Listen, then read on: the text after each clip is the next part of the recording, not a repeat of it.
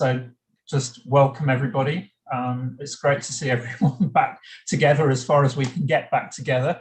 At this point, although they all of them managed to join for at least part of the December meeting, I'm very pleased to be able to welcome our 3 new board members. We have Dr. Mari Kobayashi from Japan. So welcome, Mari. Thank you so much. Thank you so much. I am a researcher and I had very curious experiences in the Board of Audit of Japan, and I was the first female commissioner and the first female president of the Board of Audit for 6 years. So I would like to discuss with you about the public sector accounting. Thank you so much. Thank you, Mari. And your TA is going to be Takeo. So welcome back, Takeo, as Mari's TA. Then we have Michelle's successor from France, Hervé Adrienne Metzger. So welcome, Hervé. We'll have to call you Hervé Adrienne, I think, in the board meeting, because otherwise we've already got Adrienne. So we don't want Adrienne issues, but welcome. Fine with me, but I can't get confused between Adrienne and Adrienne. Well, thank you very much, Ian. I guess I don't have to introduce myself. I take it that everybody's read my resume and we already had opportunities to introduce ourselves. So thank you anyway to welcome me in this board. Okay, that's great. And we're pleased that Baudouin will be carrying on as your TA. And then our third new member is, of course, our old friend, Renee Pichard. Welcome, Renee. Good morning, good day, everyone. Really happy to be back. Thank you. And in contrast to the other 2 members, you have a new TA, Saya Barton. So welcome to her. And it's great to have her on board. One other good piece of news since we were last together is the fact that Dave Warren has now become Deputy Director. So congratulations to Dave.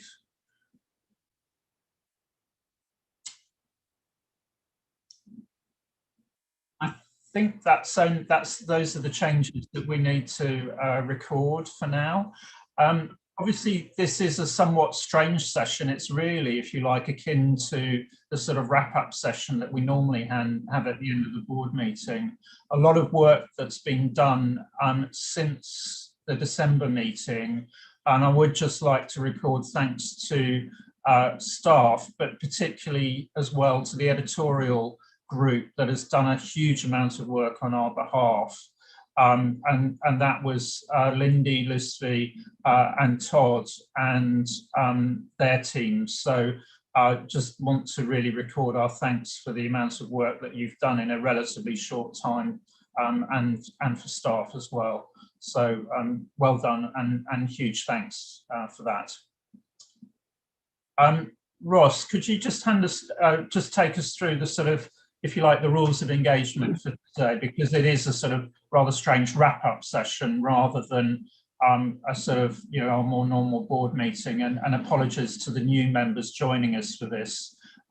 Obviously, March will be a more normal board meeting, at least within the confines of virtual environment, but today's very much that wrap-up session. So, Ross. Yeah, thanks, Ian, and happy to run through today's session. And as you say, it's meant to be a wrap-up session. Just to remind everyone where we are on these EDs, the board in December voted to approve ED 76, 77, and 78. However, identified a number of specific subject twos that it wanted further work on to clear. So the purpose of today is really to go through those specific subject to items and clear them off. So similar to our Friday sessions when we're wrapping up an item for approval, that's what the focus will be today.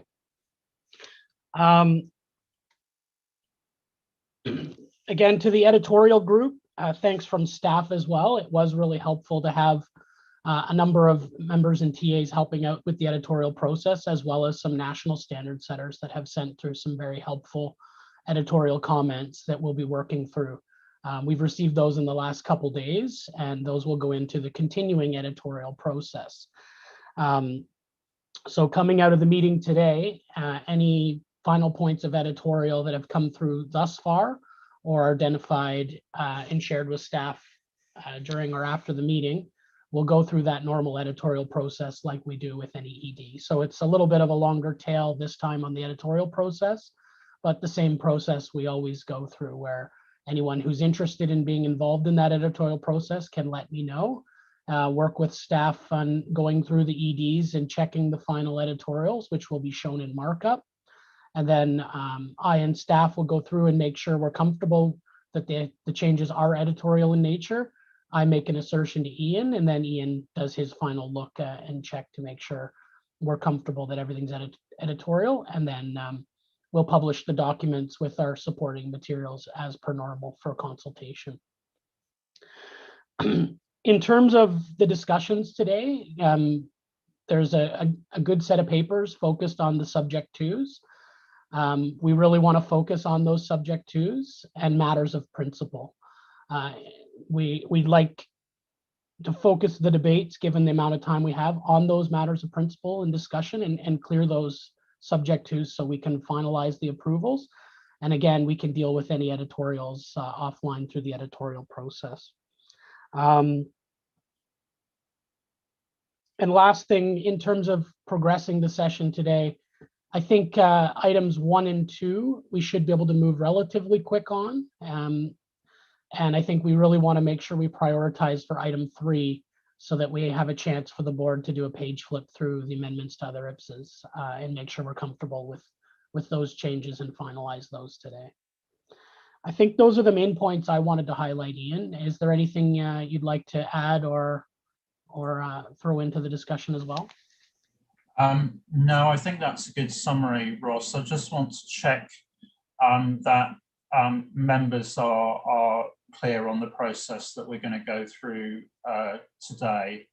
And obviously, if anybody is unclear at any points during the discussion where we are, if we've moved too quickly, please do raise your flag and let me know. So are there any questions on process at this point in time?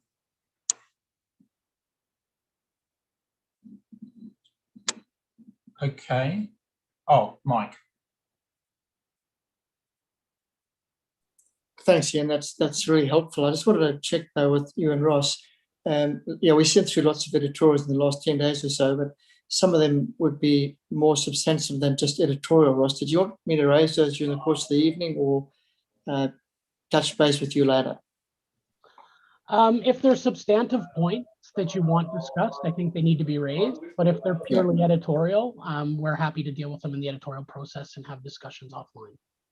Okay, thank you. Okay, thanks for the clarification there, Mike.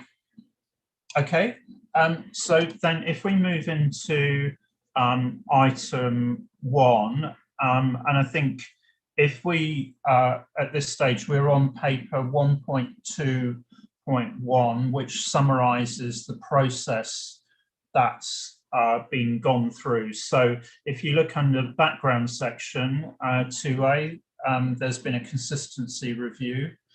That was one of the challenges we had in terms of the 4 EDs we're trying to finalise.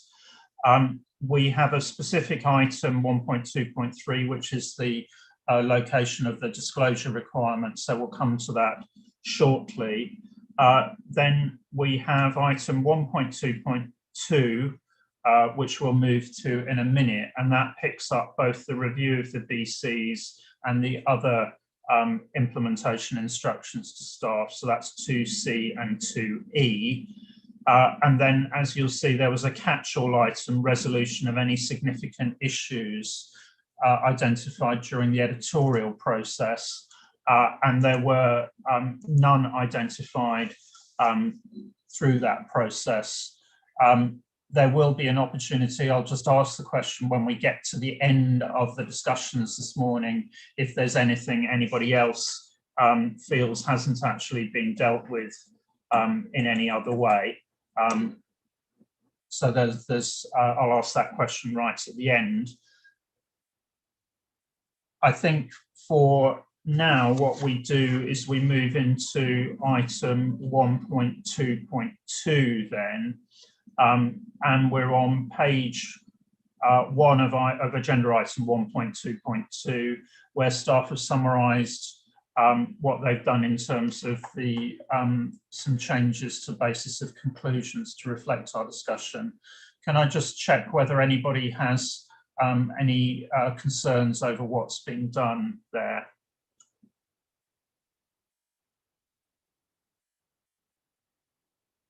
Yeah, Patricia. Thank you. In relation to BC 72, the IS 16 doesn't present the term net selling price, because this, I think, the BC 72 can be deleted. Could you speak slightly closer to the microphone, Patricia? I'm having problems hearing you at the moment. Sorry, could you repeat, please? That's better. You were a little bit far away from the microphone, and I was certainly having problems hearing your comment. So if you go again, please.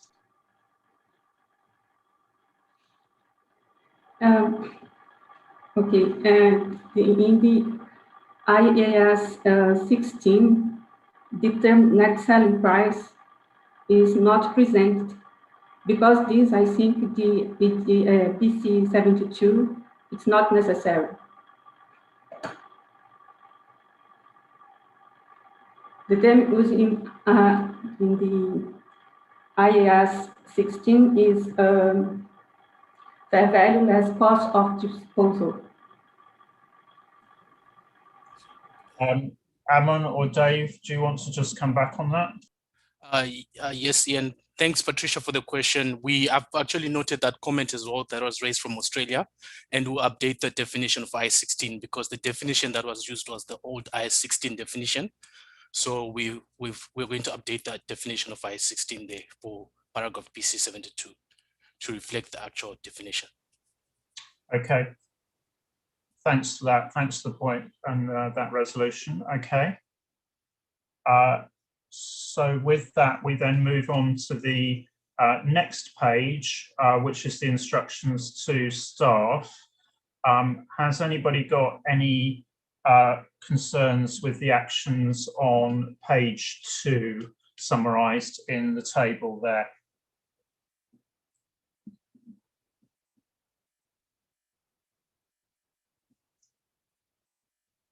Okay. Okay. So I've got Todd, then Patricia. Todd, go ahead. Thanks, Ian. I was just reflecting, I know the instruction was to remove the link between selection of measurement bases with why the asset is held, but I do wonder whether in implementing that instruction we have lost something in terms of consistency across these exposure drafts now. So I think we're very clear in ED 76 about how current operational value links to when you're holding something for operating capacity. Fair value is very much the measurement base to use when you're holding something for financial capacity. And I'm just a little bit concerned that by removing that clear link in ED 78, perhaps we have made it a bit more difficult for our constituents in terms of understanding when it's appropriate to use either of those current value bases. Okay, so do you have a specific proposal for fixing that, Todd? Because actually, in terms of comments today, what I am looking for is specific proposals from members. I could certainly work with the staff to better capture that link. I think it's probably using some words from ED 76, and whether that's in the core text or whether it's being more clear in the application guidance, I'm open to what would work best, but I think we do need to draw that link a bit clearer here, as we've done across the other exposure drafts in this suite. Okay, thanks, Todd. So I'll go to Patricia. Thank you. About the subsequent expenditures, I think that IG 20 and IG 9 approach the recognize, but not about the disclosure. My suggestion is to insert the following requirements, maybe like item C in AG 20. The entity shall disclose the existence and amount of recognized expenditures on unrecognized assets. Okay, thanks, Patricia. So, Amon, if you can come back on that. Ian, I think I'm the one who should come back. Okay. And what I'm hearing is to also disclose the amount of subsequent expenditure that's being recognised on unrecognised heritage. So that can be added to the application guidance on disclosure that follows, and which is a later topic for discussion. Patricia, is that, have I understood what you would like to see happen there correctly?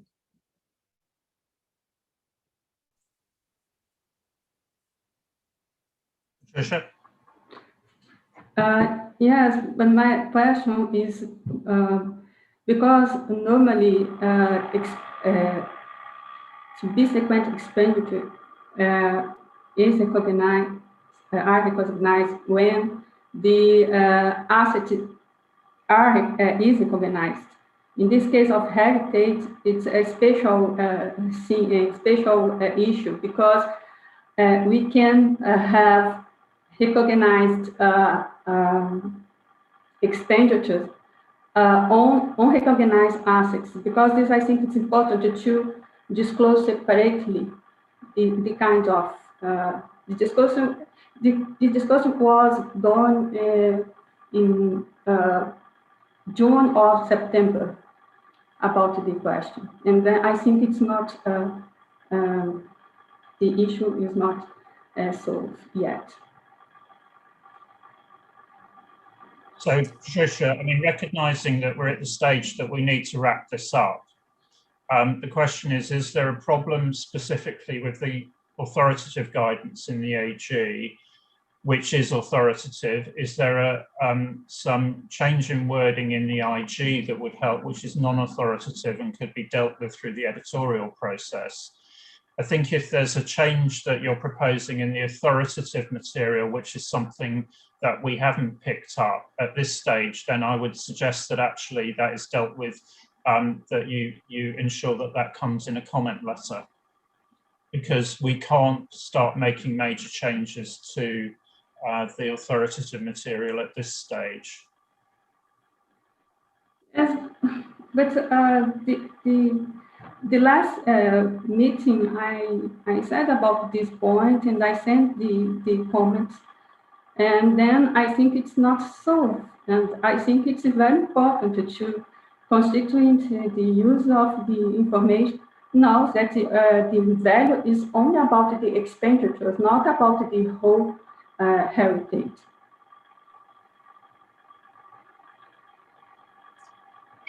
And I think perhaps working with Patricia to address the disclosure of subsequent expenditure on heritage would be possible in the paragraphs that we already have on application guidance. So what we've addressed is the recognition to make it much clearer in application guidance that subsequent expenditure on heritage that meets the recognition criteria should be recognised, but then the disclosures need to be explicitly mentioned in the subsequent application guidance on disclosures.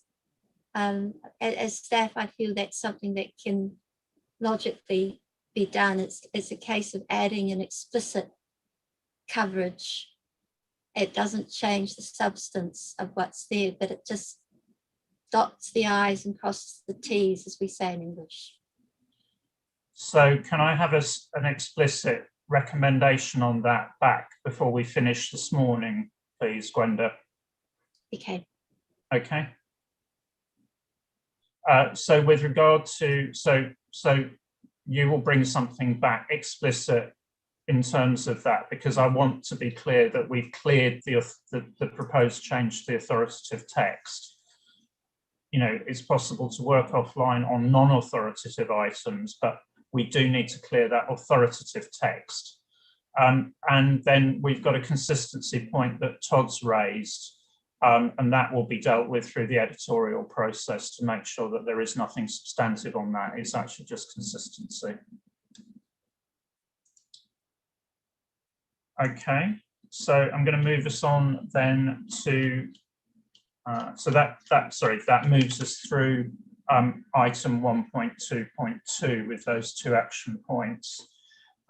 Then we come on to item 1.2.3, which is this issue about where the requirement in terms of disclosures on unrecognised heritage property, plant and equipment should be located.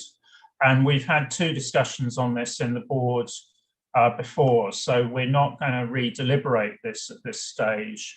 We have 2 proposals. So there's the staff recommended approach, and then we have the second possible approach. And these are, the drafting is set out in Appendix A on page 3 of item 1.2.3 is the staff recommended approach.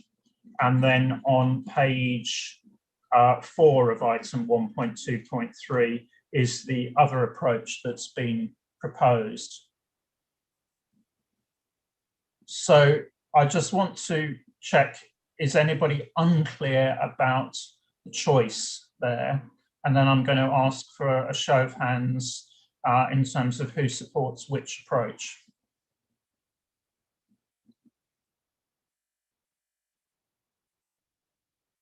Okay, so if we can then see a show of hands for, firstly, who supports, and use the raise hand function, please, if you can, for those that support the staff approach.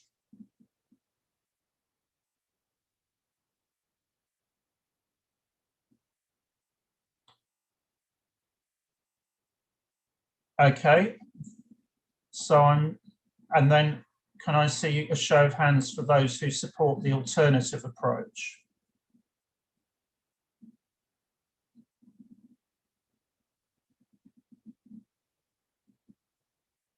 Okay, so I think that's a majority in favour of the alternative approach, which I would just note is actually a change to what the board had indicated they supported in the previous meetings, but we'll go with that. Okay, so the alternative approach goes in, and there is an SMC on that.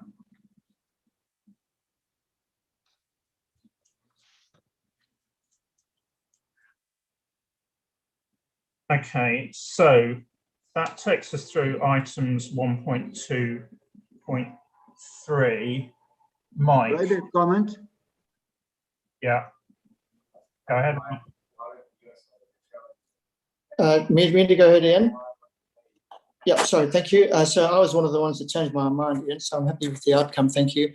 I just wanted to make one point there. I think the fact that this is a disclosure is causing me some headache, because in the document itself, it talks about recognition. And I think the word disclosure needs to appear in the heading above where this item appears in the AGs, or wherever it's now going to go, to make it clear that readers can find this disclosure requirement. At the moment, it's not easy to find. Okay, thanks, Mike. So if staff can take that away. And again, there's a consistency point here with our other standards. So providing that's consistent, then I think we can make an appropriate change. Okay, so Ian, then, I think Hervé Adrienne has a point. oh, sorry. You need to use the raise hand function, Hervé Adrienne, because I'm using the list of participants and the raised flags come up on that. If I maybe Ian. Well, I don't see the flag, but anyway, I'll find my way through the flags or whatever raising hand function. No, it's just a very small point. It's did I miss something, or is it just a typo in the numbering of the specific matters for comment on page 4? There is no number 5. It goes from SMC 4 to SMC 6, or did I miss the 5? If it's just a typo, just forget. I mean, that's for the staff to take care of. If staff can just clarify on that, I was going to come back to the SMCs as the last but one item. Ross? I think it is just a typo, but Dave will confirm that, and because we will discuss additional SMCs throughout. I did want to just remind everybody that Zoom has moved the raise hand function from last time. So you should see in the bottom of your toolbar or the top of your toolbar, depending on the device you're using, a reactions button. If you click that reactions button, you have a number of reactions, but you also have very specifically raise hand.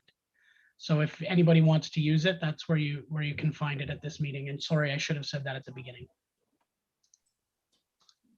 So Mike, you've raised your hand. I have indeed, and I suppose I wanted to just say, Ian, I was one of the ones who supported the staff's view at the previous meeting, and I changed my mind because I thought that the justification for the alternative view was so well explained in the paper. So I really congratulate staff for explaining it really well, which helped me to think through it more clearly. Welcome, Mike. Thanks for all the help from Australia on that. Okay, so then what I'd like to do then is the section that we didn't have a chance to have a look at in the draft standard was there are some consequential amendments attached to ED 78. Now, the majority of those actually relates just cross references. But what I wanted to do was just give members an opportunity to raise any matters of principle around the consequential amendments. And Gwenda, can you just give me a hand with which page do those start on? I'm just getting back into the document. The consequential amendments, according to the contents page. They start on page 49 of the exposure draft, I believe. And that's page 68 of the PDF item. Sorry, Gwenda. I think that's... Yes. Thank you, Ross.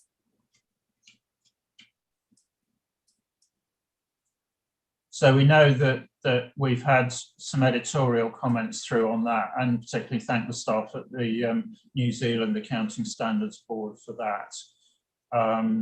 Does anybody have a question of principle they want to raise at all on the, yeah, Lindy.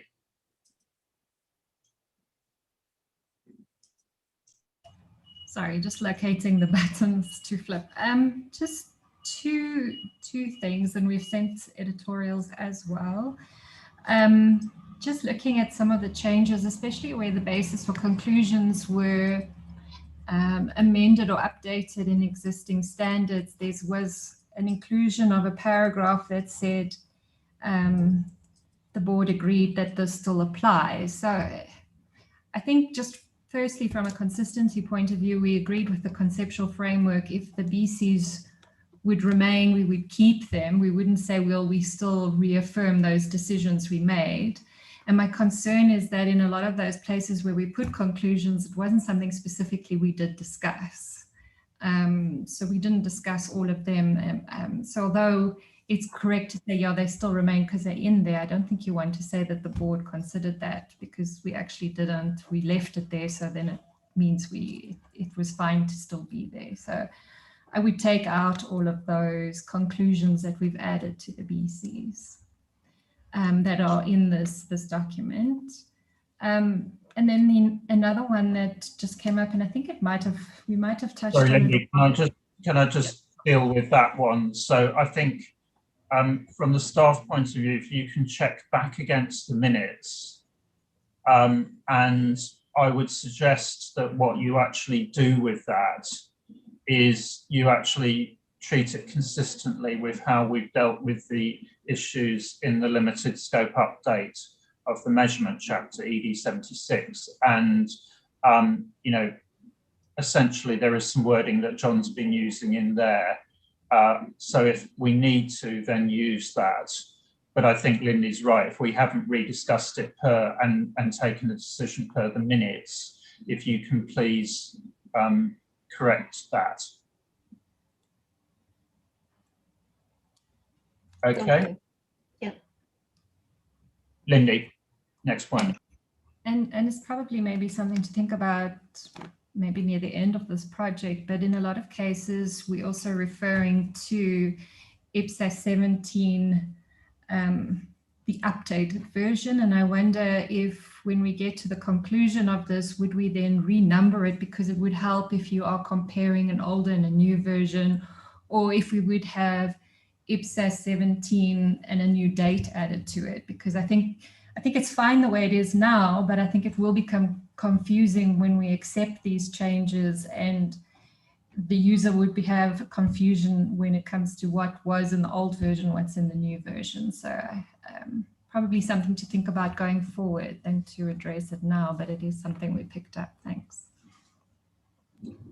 Thanks, Lindy. It's a good point. And we have had this issue before, for example, with IPSAS 39, where we had a lot of amendments to the former IPSAS 26, which is why we renumbered.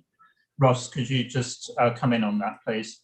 Yeah, it's a good point, Lindy. And I think I thought we were moving towards a new numbered IPSAS 17. So we would remain IPSAS 17 as is, will remain in the literature until whatever the new number of updated PP&E standard, IPSAS 43 or 44, whatever it'll be, comes into effect. And then old IPSAS 17 would disappear, and this would continue to be the updated PP&E standard aligned with IAS 16 with public sector changes. Thanks, Ross. Yes, I think that was my implicit understanding. I don't know whether you can, and it doesn't need to be cleared now, but if we can be clear on that approach for the reasons, very good reasons that Lindy explained, I think we certainly need to make that clear in the sort of at a glance, for example, that goes out. So if you can just have a look at how we communicated that with the updates to the employee benefits standard. Okay, so then if we can move back then to the specific matters of comments on this, and Dave, if you can just partly just respond to Adrienne's point, but also I think there's another point you want to raise. So thank you, Ian. We'll do this same little section at the end of ED 76 and ED 77 as well. We received a few comments from members on specific matters for comment. One was numbering, when we had some general editorials. And then we had one more suggestion we wanted to identify for members, and that is adding another SMC to highlight that one of the main purposes of ED 78 was to reorganize guidance, and we'll ask a specific question on that. Staff thought it was a good idea because it really highlights to constituents the purpose of this project, if they have to answer an SMC on it. And we'll make sure that we'll get their views on whether they like our reordering or not. And that would be consistent with the fact that I think the plan is that on the website, when this gets published, and indeed ED76 and ED77, the working format that we've been using in the meetings will be available so that people can see where guidance, the changes that are being made in terms of where guidance has come from and where guidance is going to. And that would probably also link to Lindy's earlier comment. Lindy. Thank you. So I guess the only concern really in preempting what people might say is, well, they might say, well, why do you want to change something that's aligned to the IFRS, for example? And then the question might be, well, are we going to do this to the other standards? So maybe we just want to make sure it's only in the context of this and don't make it too broad to where they then say, well, so you're going to do this, is this now how the new standards are going to look? Or is this going to be an approach going forward? Are we going to revise all of them? So we just have to be careful about what we're asking here and what we're going to do with the responses. Thanks. Thanks, Lindy. So I think you're right to caution on that. And if we said it in the context of the development of ED77 and the addition of guidance on heritage and infrastructure, that locates it as a specific point. And then there's a question about, are there any problems with what's being done to achieve that? So it makes it very specific. Okay, any other points on specific matters for comment? Lynn. So mine was just on SMC 1, and maybe it's an editorial point, but SMC 1 is referring to specifically to paragraph 28, whereas SMC 1 talks about entire classes of asset. It's actually paragraph 34 that talks about classes of asset, whereas paragraph 28 talks about items. So I just wonder about our referencing here, because we start off in 28 talking about you look at why you hold the item. And like I say, it's not until paragraph 34 that we then say, and all items within a class should be measured on a consistent basis. So I think it could be confusing to our constituents at the moment with that reference. Thanks, Lynn. So if we ask staff to make sure that's consistent, both in terms of wording and the cross-reference there. Okay. So I think we've got some editorials that need dealing with. We've got the consistency point that Todd's raised with ED76, and we've also got that request to staff to look at that point that Patricia's raised on subsequent expenditure on heritage items and the wording in the AG. So subject to that latter point coming back for the end of the session this morning, I think we've cleared through the items that staff were asked to deal with. Is there anything else people want to raise at this stage? Renee. Thank you, Ian. I'm just reacting to Lynn's comment on SMC1. I thought SMC1 was asking the question more about the option that's been introduced in the standard, which is the principle stated at paragraph 28. So maybe it's the wording of SMC1. Maybe what's confusing is the fact that it's referring to class of asset. But I thought the main question of really these SMCs is, do we agree with introducing the choice? And I think 28 is the right spot. Maybe it's the wording of the SMC.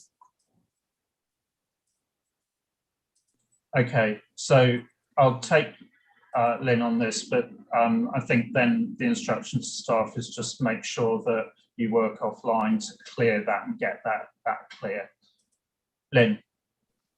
I think it's a bit of both, isn't it? Don't we want to asked the SMC in relation to making the choice for an item, but then we've also got a second principle, which is you apply the choice to the entire class. So it could be the wording of the SMC, but I think we are doing two things. We're saying you make the choice for the item, and then you also apply that to the class. So I think the instruction to staff is work with Lynn and Renee to clarify that. Obviously, this is just the question we're asking stakeholders. It's not an authoritative piece, but we just need to make it clear what the question is that we're trying to, ask in relation to what's in the draft guidance. Okay, so with that one item that we'll bring back, I think then that clears us through ED 78. So then we'll move on to item 2, which focuses particularly on the changes arising from current operational value. So we're moving on to item 2.2.1.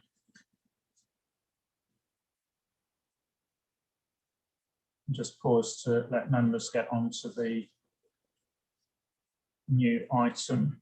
So in terms of that background paragraph, in terms of the subject twos, there was the review of amendments to other IPSAS resulting from ED 77, which we'll come back to as item 3. We've got finalisation of definition of current operational value, that's lower down the page. So I think we'll take that now. So I'm on paragraph 4 of item 2.2.1, and that's the wording that has been updated to reflect the discussions in the December meeting. Clearly, we do have the alternative view from Todd in terms of that definition, but in terms of the core material in the draft standard, that's been updated to reflect the text that was approved by the board. Can I just check whether there are any comments on that at this stage?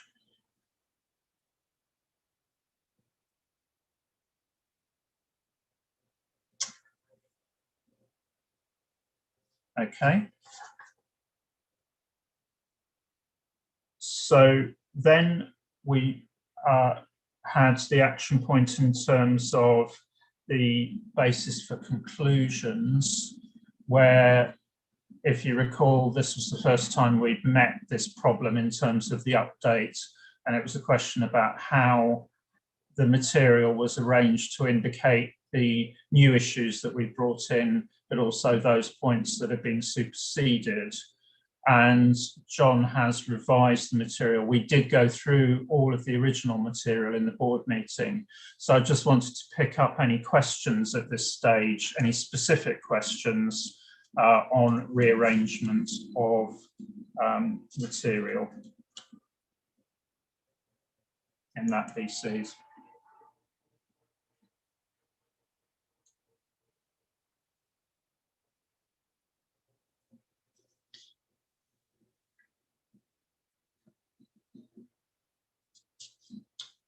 Okay, so no comments on that.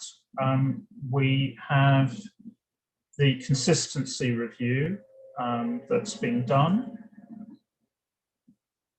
And again, that didn't raise any questions or concerns. No other matters of significance came out of that process, so this is 2E. And then we have the instructions to staff in terms of the editorial changes, which are set out in paper 2.2.2. So I just wanted to check, and I'm now on page 1 of item 2.2.2. The table under paragraph 4, are there any comments from members in terms of how those changes have been actioned?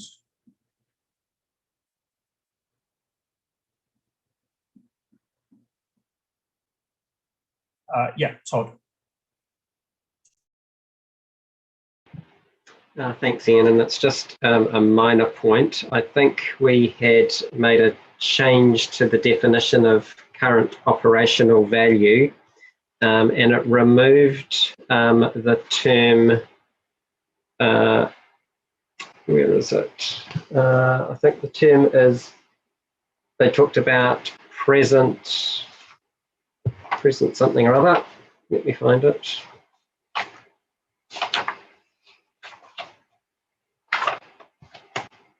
Was this the deletion of the word? Yeah, so we deleted the word present in the definition, but we've still retained some of that in the text. That comes up in paragraph 7.51, 7.50, and then we change it to current service delivery objectives in 7.55. So I think for consistency, we should remove those terms, present or current, in those paragraphs. Okay, thanks, Todd. John, any concerns with that? You happy with that? No, thanks. That's noted actually, and came through. Thanks, Todd. Also came through from a couple of the other comments, the editorial comments that we had. So I will review the consistency between the definition itself and the supporting guidance. Thank you. Okay, thanks, John. Mike, you had your hand raised, or you're okay?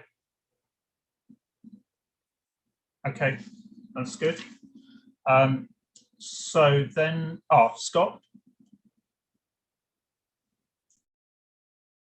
Good.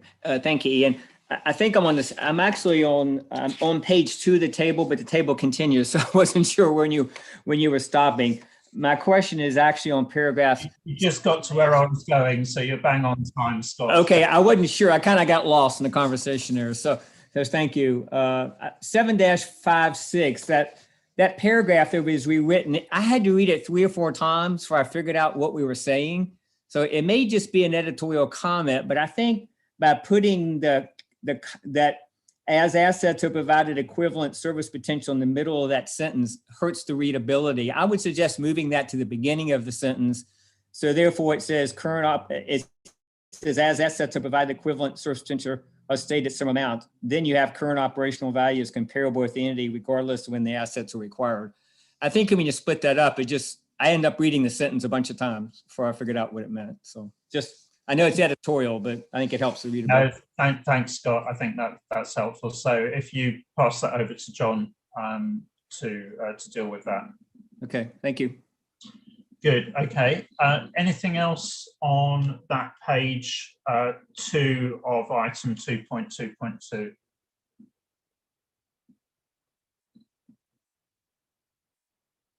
Yes, Todd. Well, thanks, Ian. When I read paragraph 7.5.3, I'm confused as to why we've added the footnote to the alternative views, because 7.5.3 does not deal with the income approach. In fact, the framework, I don't think, gets into that detail. It's only when we get to ED 77 that we get to that detail. So I just wonder whether it's a bit confusing having that footnote in ED 76. John, back on that. Yeah, basically this was responding to an instruction at the December meeting, and a view was expressed by a member, Patricia, that the analysis of current operational value and operational capacity was not valid where the income approach is used as a technique to support current operational value. Now, the framework itself does not go into detail on measurement techniques, and it does not identify specific measurement techniques. So staff did not consider it appropriate to actually make a reference to a specific measurement technique in the body of the text. And the compromise approach was to add a footnote which just highlighted the AV. And that was discussed with the board member sponsor, Ian. So I'm not saying it's perfect, but there was staff didn't come up with any more creative way of responding to that instruction. Thanks, John. Yeah, and it did seem that it was something that was obviously important in terms of the AV, and that was why, as John said, it's not perfect, but in an exposure draft, we felt that was, at least it called attention to the AV at that point.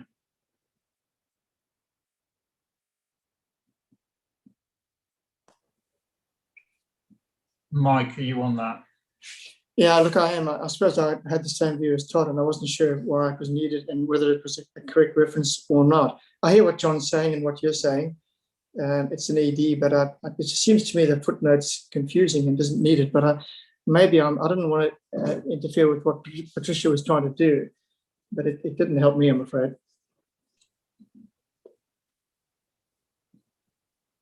So if we can, I mean, it does seem to me that from a constituent point of view, if there is a point where they need to appreciate that there is there's the alternative view, and we just need to sort of highlight that. Let's have a look at that. I think the question then is whether that's the right positioning for it or not. Lindy, are you in on this? I don't want to. I'll take that comment, and then I think we need to do something and move on, recognizing this is an exposure draft. It's not the final document. Lindy. Thanks. And perhaps it can be in the communication material that supports the exposure draft, potentially. Maybe then more context could be added instead of the footnote, which you might not have the background to it. Thanks. Okay, thanks, Lindy. Mike, would you support that? Yeah, okay. All right, so we remove the footnote, but make sure it's highlighted in the at a glance. Okay, thanks, and I see support from that from other board members. Good, okay, so having been through those issues in 2.2, can we then just go back to the specific matters for comment? And there's a few issues on that. Dave, could you just take us through those? Sure, Ian, I just want to make sure we didn't miss. Oh, do you want to do SMCs just on ED 76? Okay, sorry. So similar to ED 78, we received some comments. General changes that we'll make are to update current operational value and make sure it's consistent with the text throughout ED 76 and ED 77. We'll also reference the alternative view as necessary in the SMCs, and we'll have general editorials. The only other point that I want to make on the existing SMCs is we had a suggestion to split SMC 5 into 2 SMCs. SMC 5 currently talks about measurement bases that are being removed from the conceptual framework. Staff agreed it would be good to split this into 2 SMCs and focus on measurement bases that are removed because of ED 77 measurement techniques are added, and then measurement bases that are removed because they are no longer used in IPSAS anywhere. Thanks, Dave. Lynn. Oh, sorry, that was thumbs up. Sorry, I thought it was a raised hand. Now I'm seeing thumbs up. Okay, that's good. Okay, so John, you wanted to come in, and then I'll just ask members if there's anything else on ED 76. Just to add that on SMC3 in ED 76, as well as the editorial that Dave's alluded to, we are going to put a cross-reference, an italicized cross-reference to the alternative view. And that is consistent with the approach that we adopted 4 years ago on ED 63 social benefits, which included an AV. So a very short 5-word reference will be inserted. Thank you. Thanks, John. So with that, then we're through the changes, the key changes that staff have made since the December meeting. Is there anything else that members want to raise at this stage on ED 76?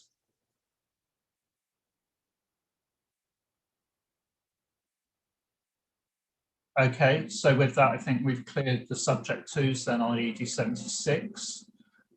So then that moves us into ED 77.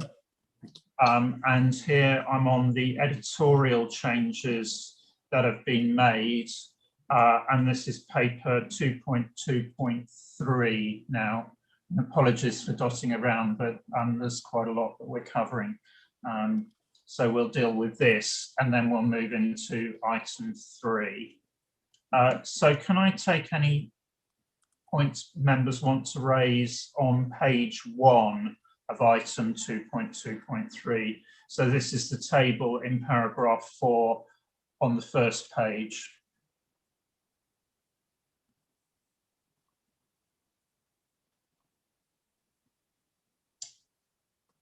Mike.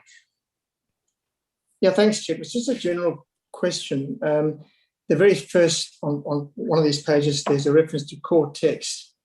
And when I read the word core text, then I asked myself the question, are the 4 appendices core text or are they AGs? So we have appendix A, B, C, and D, but they're not referred to as AGs or as core text, and the appendix at the contents page doesn't refer to them. I thought this was guidance and therefore application guidance, and therefore somehow that's what they should be called. Thanks, Mike. I think, Dave, this was a late change. Do you want to just comment on it? It's a good point. So just to make sure we're crystal clear, what I will call the core text, and that's the numbered paragraphs up front, and the appendices are all authoritative guidance. A late change we made just before posting is previously we called them application guidance, the appendices, but we decided as staff that this was not consistent, having 4 separate application guidance. This was not consistent with what we'd done in other IPSAS. So we moved away from using the term application guidance and just called them appendices. They are still authoritative. This was just a late change that staff made. Thanks, Dave. Ross, you want to come back on that? Because I think we need some way to clearly indicate that they are authoritative, which would then address Mike's point. Ross. Yeah, thanks. And we have done this in other standards where we have appendices to the main standard where the appendix is actually authoritative, and we add the little blurb at the top that says this appendix is an integral part of the standard, the same as what's in the front of the AGs. And we've done that in the financial instrument standard, IPSAS 41, if you want to see an example. So we're just following what we've done there, and we'll double check and make sure we have that at the top of the standard to make that clear. Thanks, Ross. So Mike, responding to the clarifications from Dave and Ross. Yeah, thank you. That helps me a lot. And I wonder whether you shouldn't also do that in your sort of messaging when you do your summaries, which goes up with the ED. Yeah, noted. That's a good idea, Mike. Thanks. Okay, thanks for that point, Mike. Okay, so I'm back on page 1 of 2.2.3. Not seeing any flags. Page 2 of 2.2.3.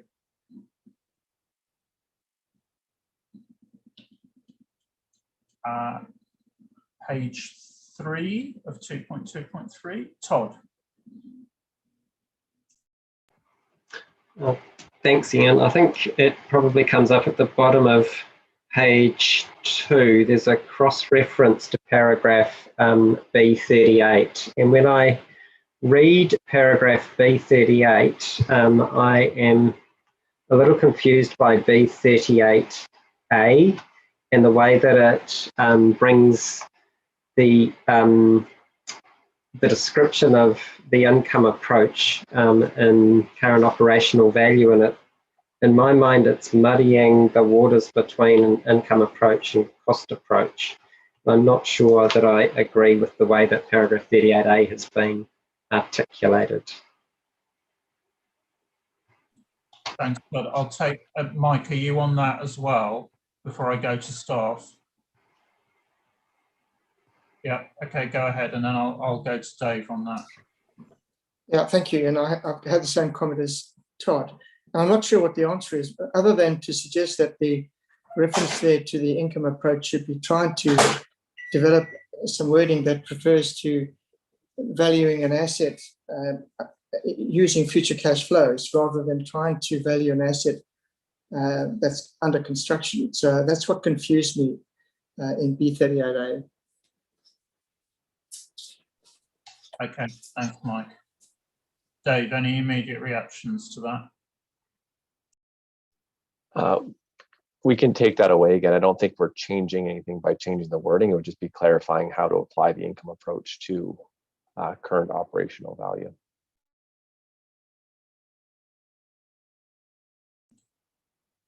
Okay, so there is some wording clarification that's required on that. Okay, so we log that point that needs addressing. Anything else then on page 2.2.3?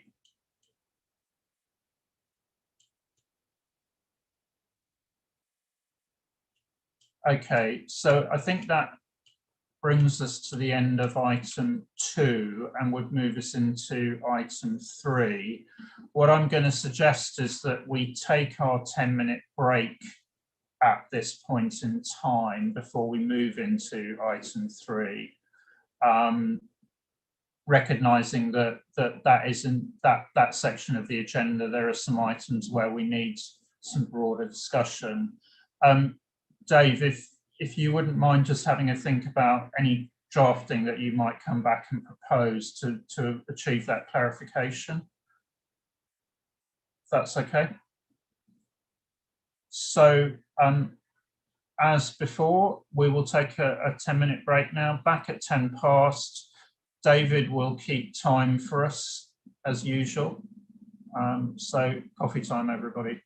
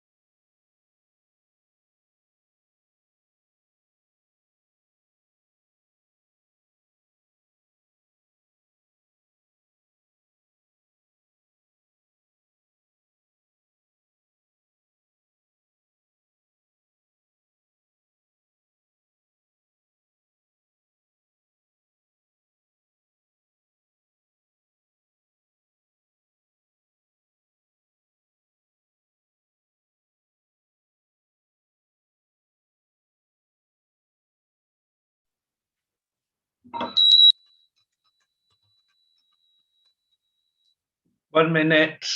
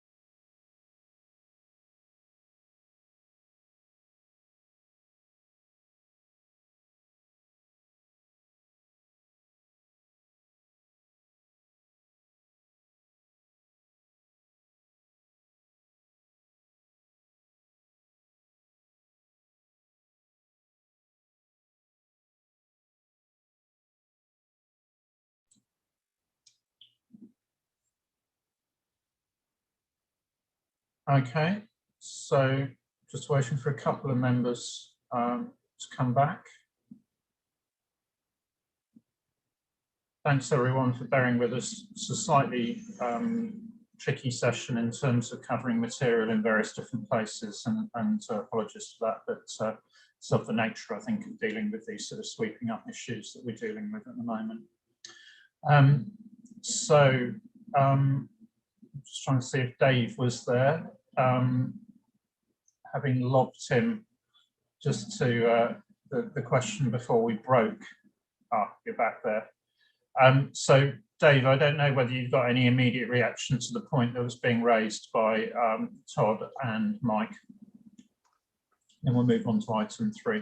Right. So the point that we're trying to make there is the income approach is just a method to discount future cash flows.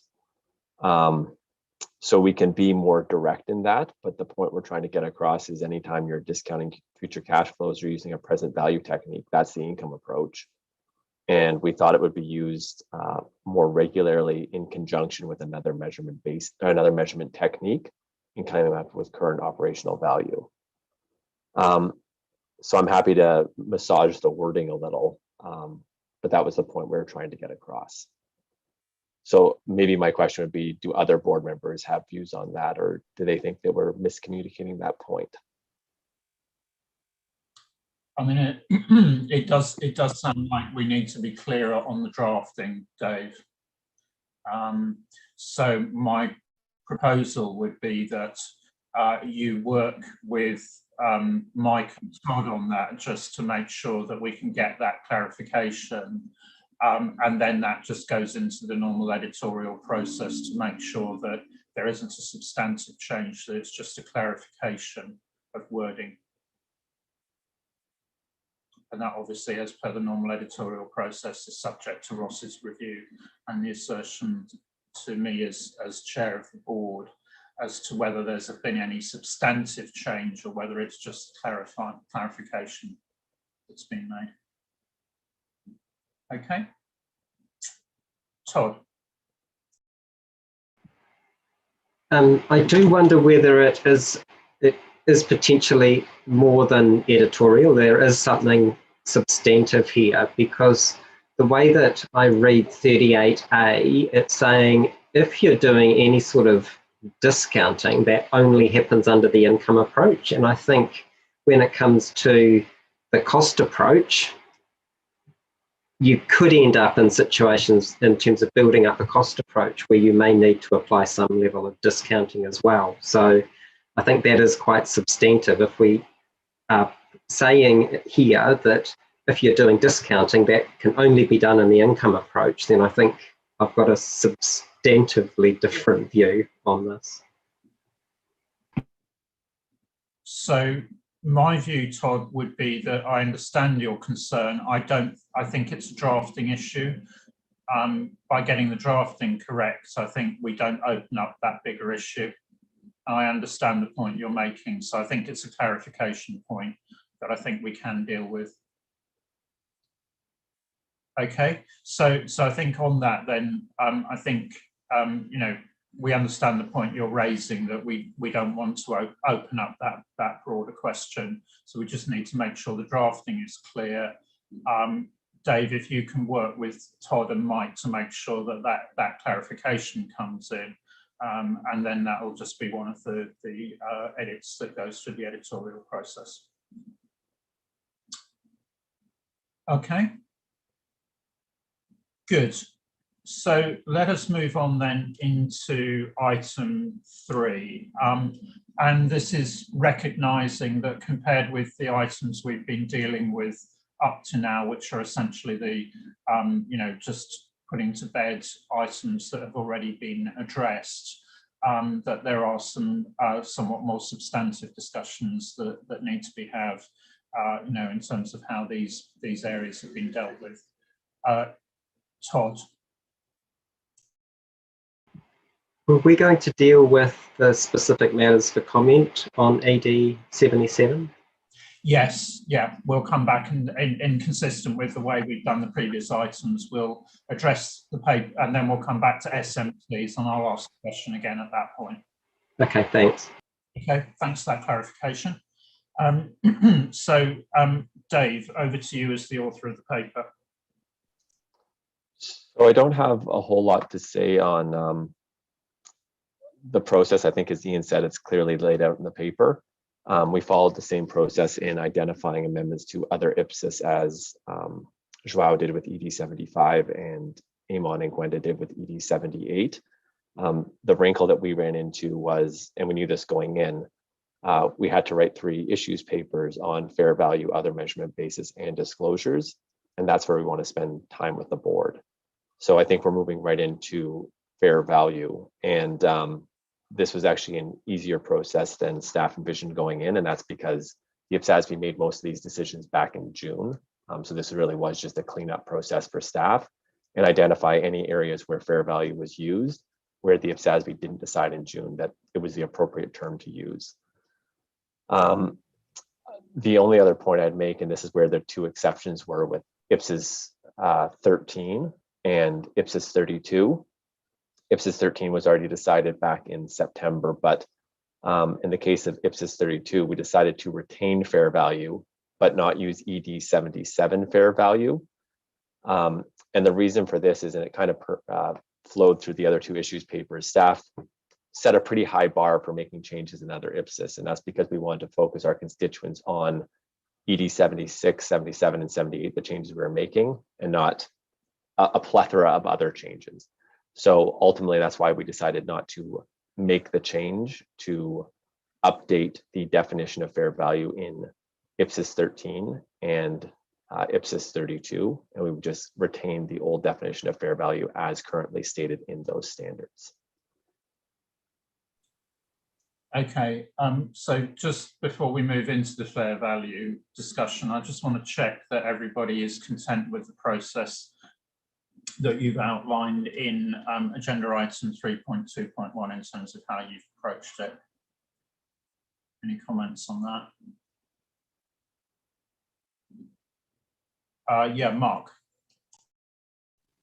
I would like to make a general comment. I thought it would be the time now, maybe. You know, I mean, as a member, I particularly also represent the prepare perspective together with my TA, and we are now talking about these amendments to existing standards. And we have already touched upon such an issue when we discussed value in use, if you remember, in the last meeting, and or I think it was at the October meeting. And I think I have always been a big supporter of being of conceptual thinking, especially if you start new projects in new areas. I think it's a very important thing. Here, the specialty is that we have a measurement project which tries to make a new standard holistically, but it's our existing standards, and many of these standards there is already a prepare practice. And many of these standards, I think, like inventory, or we are going to talk about these, and even social benefit standards now in the way of being implemented. And as far as I see, it works. It's a standard that works. And I'm a little bit reluctant to see, I mean, many of these amendments are editorial. So I fully trust the editorial group which have already made a great job. But there, I think we should also be very careful to look at when we change a standard that it doesn't change the preparer's practice, which is and I'm a little bit concerned that in some of these we might change really not just change the wording, but change the practice. So just to flag that a little bit, that I think there are some issues we have to talk about later on. Okay, thanks, Mark. I mean, I think we always walk a tightrope as a standard setter because we don't want to change practice, change guidance for the sake of changing guidance. But what we're trying to do here is actually group our guidance together and get consistency, and also ultimately clarity for preparers in terms of the various different bases and the context and so on. So, you know, inevitably in that process, we can't necessarily say we're not going to change anything. Otherwise, why are we sitting here? So I think we have to be careful that when we make a change, it's a change for a good reason. And that's also why we have effective dates and transition periods and so on. You know, I mean, we have this with revenue as well, I think, concerns from preparers. So I think, you know, we need to be clear about why we're making a change, but I don't think as a standard setter, we can be bound by not making changes just because, you know, that's awkward for preparers. You know, so I think that's a tightrope that we walk. And, you know, there are some issues around this, but I think we can't just say we're not going to do anything. Back on that. Yes, I completely agree with you. I think it must be a warranted change. I mean, in the revenue, it was obviously that preparers told us the revenue standard doesn't work, and I think this impacts it. But also the question, how big is the conceptual flaw, the contradiction to the new measurement? Is it really a one that we really need to just to consistently align the wording, or I think we have to make this trade-off. So I just wanted to flag that we have to take into account this both perspectives, I think. Yeah. Okay, thanks, Mark. And obviously we need to review this on a case-by-case basis, I think is the key to this. Thomas, and then I want to move us on. Yeah, thanks, Ian. I think this is a good time to bring this in, what we just received as a comment from constituents. Chimeria and I, we did an IPSASB update presentation on Tuesday to the focal community, so the community of the Latin American countries. And I think this is just to kind of a little bit echo what both of you just said, because they, especially when it came to the measurement project, they asked the board to be kind of like aware of that constituents would need time to digest standards, new standards and changes in standards. On the other side, I think they kind of recognize that there is always a need to kind of make changes in the light of new developments. But I think it was their ask just to be aware that only those changes would be needed that are definitely necessary, as you just said, Ian, and that enough time is allowed for countries to digest that and to apply that actually. And I think it was in that regard where the concern was raised that especially when it comes to changes in measurement basis, there might have been the idea of a retrospective application, which would make them really nervous, and therefore they kind of really asked to kind of be careful about that. So just for your attention, because they asked us to bring that to the discussion of the board. Okay, thanks, Thomas. Well, I think we are looking at prospective applications, so that addresses that that concern. I mean, I think there is more broadly, and we'll get into this when we come into the discussion in March, I think we have to recognise as a board that we are facing a tricky situation with the standards that we're finishing off at the moment, because quite a lot of those bring in consequential changes which will end up actually increasing our alignment with IFRS, as well as providing guidance for the public sector. There is some work that Joao's done which shows us the nature of the changes that we're about.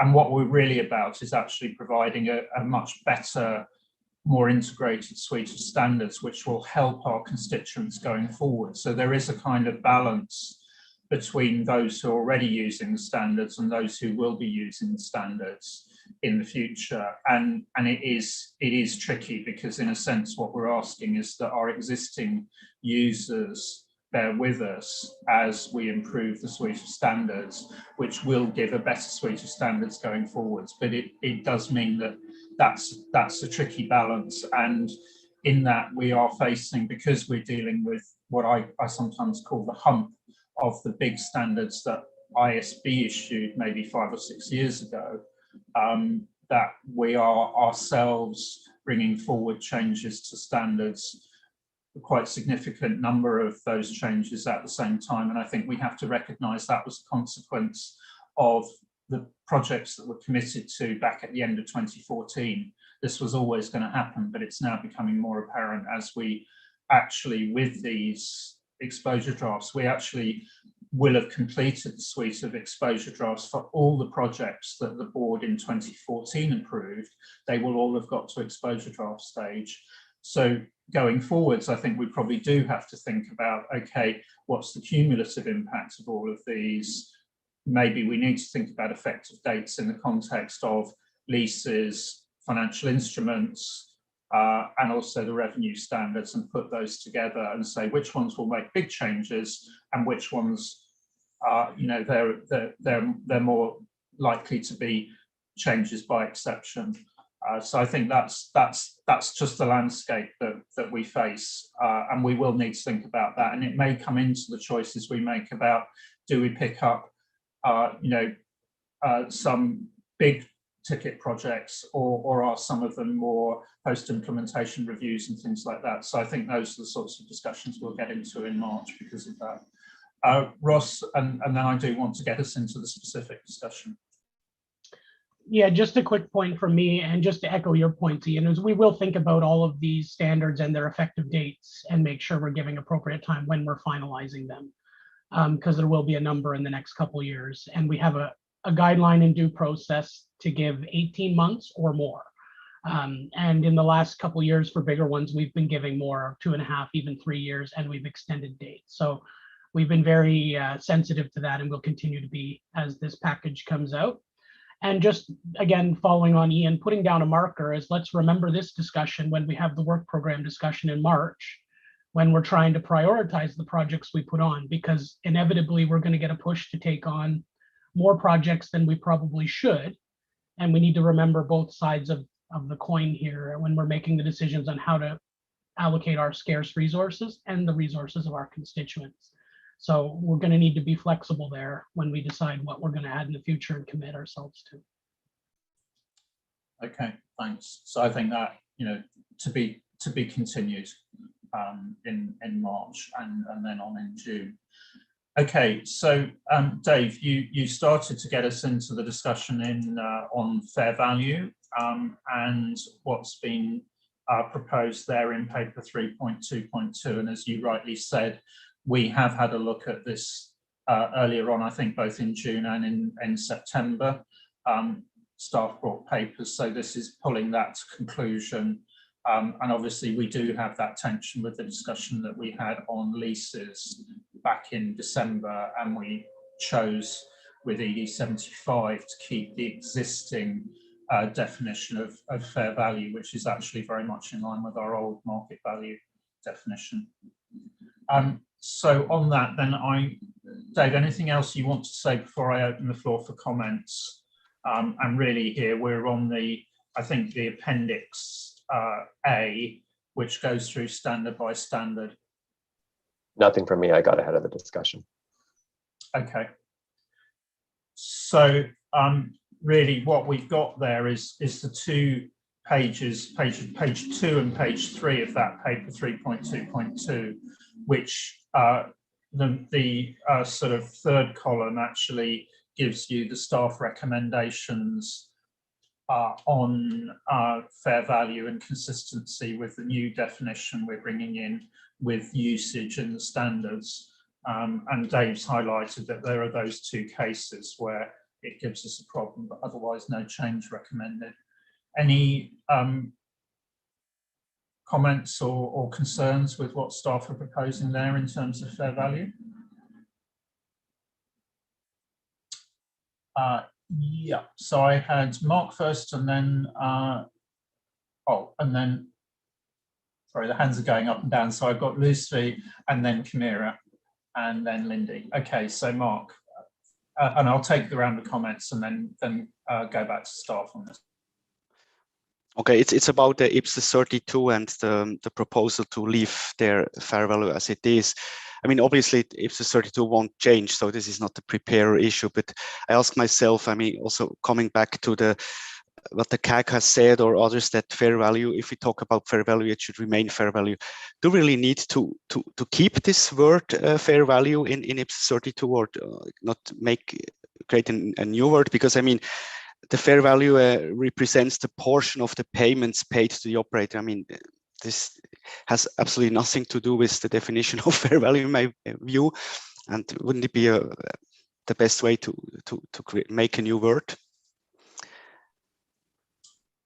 Okay, thanks, Mark. So as I say, I'll take a round of comments and then go back to staff. So Lisfi, then Camira, then Lindy. Yes, thank you, Chair. I noticed some of the pertinent paragraphs in the IPSAS were not considered. Like for instance, for IPSAS 12, I think there should also be an amendment on paragraph 29. And there could be I think paragraph 8 should be replaced with paragraph 10. On IPSAS 16, paragraph 27 is also affected. IPSAS 23, paragraph 97. And IPSAS 27, I think it should be, there should be revision on references instead to paragraph 13, 14, 16, 19, 25, 27, 29, 34, and 36. For IPSAS 31, paragraph 31, and IPSAS 32, paragraph 11 and AG 24. And there should also be, but that is already in Appendix B. Okay, later I just discuss this when we go to Appendix B. Thank you, Chair. Okay, thanks, Leslie. So if you can pass over those, that list of changes over to Dave, that would be very helpful, and we can get those additional changes put through. So then if I can go to Camira and then Lindy. Thank you, Chair. I partially disagree with the staff recommendation, especially for IPSAS 32, in line with what Mark says. I think we should keep consistency in the term of fair value, and through all these standards, even IPSAS 13.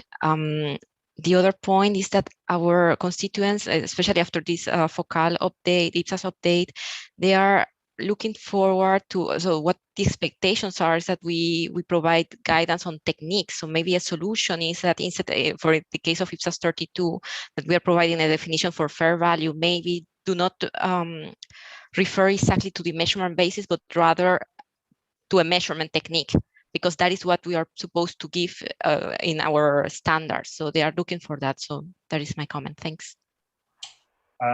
Thanks, Camira. I'll take Lindy.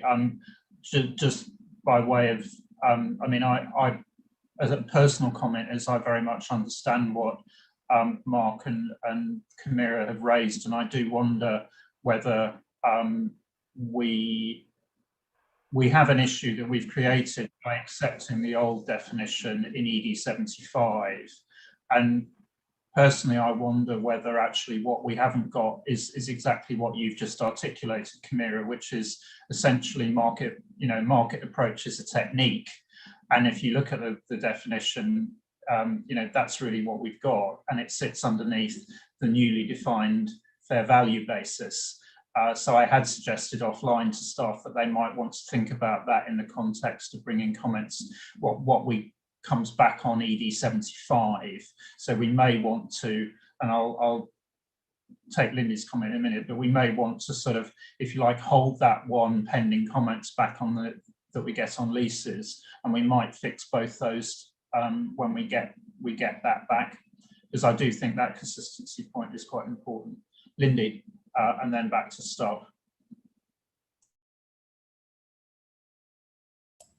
Thank you. I have one or two comments, and the first one, I think it's linked to what Lucy was saying, is that when we had a look at the analysis, we did the analysis earlier on, we were looking at, should we still continue to measure assets at fair value? A couple of the standards, specifically on the assets ones, still refer to fair value when an asset is received in a non-exchange transaction. So the changes that we made to ED 78, where we said it's a deemed cost, and then you would decide what deemed cost is, hasn't been incorporated. For example, in inventories, it just says if inventory is in a non-exchange, it's at fair value, or the same as investment property, the same as in intangible. So I guess the question there is, do we want the consistent wording? Although for investment property, you might end up using fair value as a subsequent measurement. And then I was thinking, when it comes to inventory, would we always want fair value initially? Because if you are giving them away or you're holding it for distribution, you might want operational value. So it does open a lot more. So I guess the first comment is on all the asset standards, should we have the same initial recognition paragraph as in ED 78 that says deemed cost? Or do we remain with fair value, because that hasn't been consistently incorporated in these consequential amendments, and I suspect that's what Lucy was also picking up on. Let me raise, I did have a comment, for example, on intangibles, and I did look at the argument and I have a comment on that, but maybe let me leave that until we get the next round and get responses on that one issue. Thanks. So go back to staff on this. So I'll start with Lindy's comment. So staff's thinking in why we didn't make changes to initial measurement throughout the asset suite, I'll call it the asset suite of standards, is because in ED 77, that's generic initial measurement guidance. And anywhere where there's initial measurement guidance in a specific IPSAS, that takes precedence over ED 77. So this is Ian used the word tightrope. This is the tightrope we were walking. We didn't want to go and replace all our current asset guidance with what was in ED 77. Generally, staff took the view of it's working and we haven't heard anything, we wouldn't propose a change at this point in time. Sorry, going to Camira and Mark's point on IPSAS 32. I personally don't have a problem with changing the label or revisiting it as part of comments that come back from ED 75. Again, this was the tightrope that Ian referred to of us trying to not completely rewrite our standards, but still bring in ED 77. Staff's recommendation at this point would be what Ian suggested. We take your comment, but let's see what the comments back are on ED 75 and see if we can address these both together.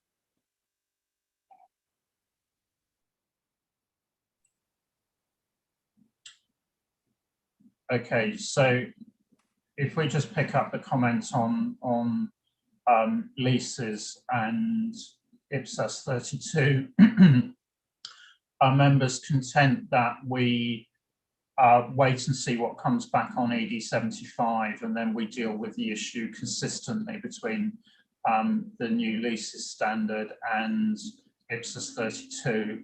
And I think process-wise, what that would actually mean is because we haven't proposed a consequential amendment on IPSAS 32, that will probably come through annual improvements as a consistency point within our suite. So that would be the route through on that, but it's probably better not at this stage to contradict what we've already exposed in ED75. People okay with that approach on that specific point? Yeah, maybe I could add there, and I agree with the approach you're taking, especially because there is an explicit SMC about that fair value issue in 75. So let's wait to see what response we get. Thanks for the reminder on that, Mike. Yeah, okay, good. And I see thumbs up on that. But I do understand the consistency concern. That was certainly okay. So Lindy, perhaps if I can go back to you on the broader point that you were making in the context of what Dave said. Yeah, I hear what you're saying. So we've decided that, well, inventory, we're happy with it just being at fair value and wouldn't consider anything else. I could argue otherwise, but I guess we can see what people say. And I wonder if it should be how we would communicate that so it doesn't look like an oversight. Because certainly when I had a look at it, I saw it as an oversight and not as a deliberate decision. I think that is a good point, Lindy, and maybe what we do need is perhaps something in basis for conclusions that indicates that discussion. You know, we might want to then also think about a specific matter for comment that addresses this. And so that would demonstrate that we have considered it, but we're not, that's the approach at this stage. So Dave, and I see thumbs up on that. Dave, are you okay with implementing that? Yeah, I think those are good suggestions.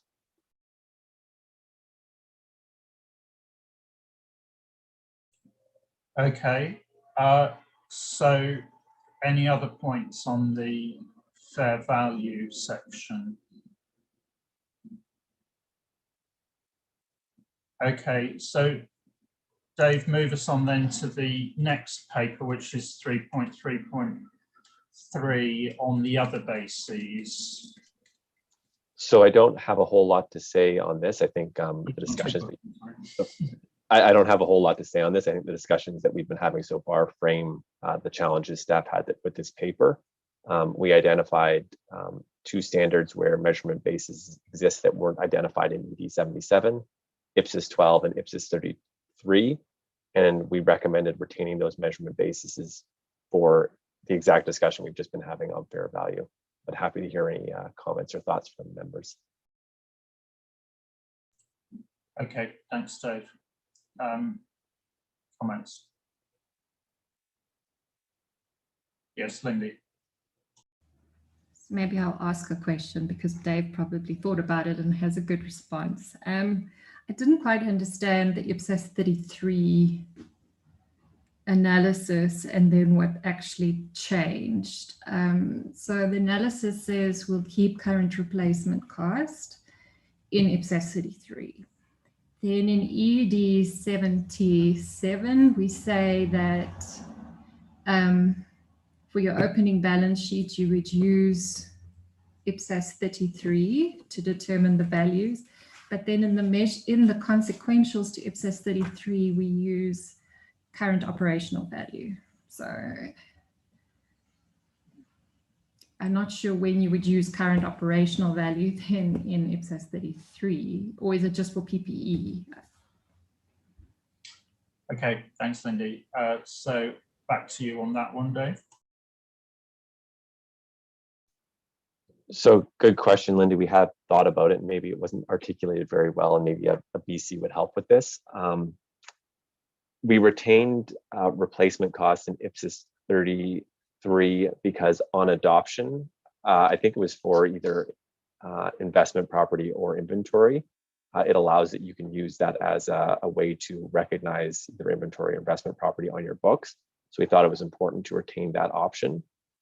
To your second point, we added current operational value as a way to measure PP&E when you are initially valuing it when you're adopting IPSAS. So we wanted to provide as many options as possible to facilitate the adoption of IPSAS. Not to lead you on, but maybe a BC explaining that would help.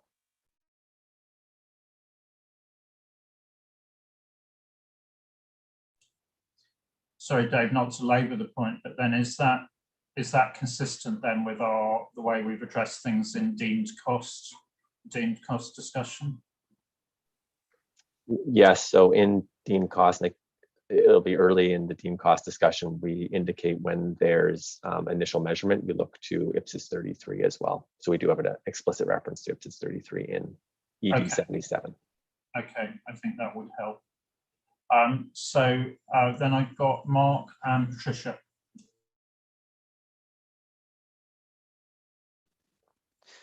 Yes, I have a point on amendments to IPSAS 21. I'm not so sure how we talked about this already in the last meetings, and maybe you can later help me out if we are going to discuss it. But I realized that now in IPSAS 21, in the paragraph 14, in the definition of recoverable service amount, there is only a slight change, but the fair value is still in there. And I think we have the problem of all these assets held for operational capacity. And if you use the fair value for impairment purposes, given that the fair value has changed, it's now highest and best use, that you might have a change then in practice, because you can actually never make an impairment, even though you have a reduction in service capacity. And the question is, shouldn't we then rather replace the term fair value as with the new current operational value, which would then reflect this capacity? Now, I know we discussed this, and will we discuss it separately in a project on IPSAS 21, or because if not, I think we should not keep fair value in IPSAS 21. Thanks, Mark. Dave, do you want to pick that one up? So the reason staff recommended retaining fair value, so Mark, to your point, in June, the IPSASB talked about IPSAS 21 and 26 and didn't make a decision on fair value, because to your point, these assets may not be held for financial capacity. The reason why staff recommended retaining fair value is when we actually looked at the concepts in IPSAS 21 and 26, impairment is measured at the lower of fair value or value in use. So the concept that the standard is trying to get across is trying to show users whether it is more efficient to sell the asset or continue to use the asset. And we thought fair value continued to show users what the value was to sell the asset.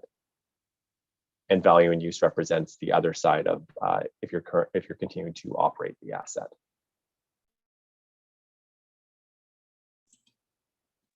Mark, back on that. Yeah, I just asked myself, if you have you always have to assess the recoverable service amount to determine whether there is an impairment, and this is defined as the higher of the fair value less cost of disposal, now changed from sale to disposal, and its value in use. So even if you have a reduction then in your service capacity, then your value in use will go down. But the fair value is still higher. It might be even higher because the highest best use market prices. Then you cannot make an impairment anymore. Although you want to make an impairment to show the reduction in the decline in service capacity. So I thought it's just the other way around. You can't do it because the fair value is so high. You can, which puts the recoverable service amount at a high level, not being able to make an impairment. Ross, did you want to come in on this? Yeah, I think, Mark, it's a good point, but I don't actually think what we're doing here in ED 77 is changing that. That's been in the standard since it's been put in. it's always been a higher bar for impairment in IPSAS 21. So I think if we want to look at that, that's a separate thing than amendments to other IPSAs. And we've already talked about a potential project to look at the impairment standards. I don't think this is the appropriate place to tinker with that issue if we're going to walk the tightrope that you yourself said we need to be careful of, because I think that would be a pretty big change in applying the standard if all of a sudden we've lowered the bar on impairment on IPSAS 21 by bringing in different concepts. So I take your point, but I think we need a separate debate on that. Yeah, just on that, of course, the wording is not changed. It's not an amendment and change of wording, but because the fair value definition now has changed to, and also includes highest and best use, there is actually a change, especially if you have a location in very central locations, and like a hospital, like something, you have reduction in service capacity, but you're all the less now able to make an impairment because you introduced the concept of highest and best use. And the question is whether this is really the right thing for assets held at operational capacity. And I know we had this discussion, and if you say we'll look at it later, that's fine.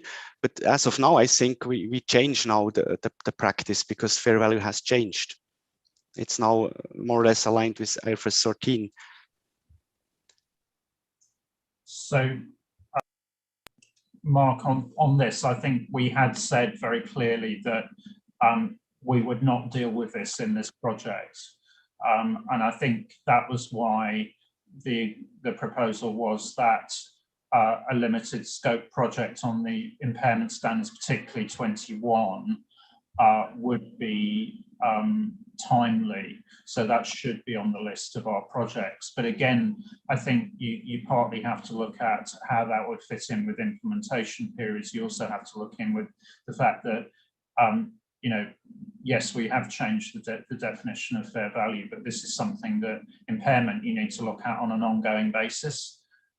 You know, so you need to look at each time you prepare financial statements, and indeed during the year if there's indicators of impairment. So I think, you know, there's a kind of practical issue here, but there's also the conceptual issue, which is actually we should probably be having a look at our impairment standards, having firmed up on our measurement hierarchy.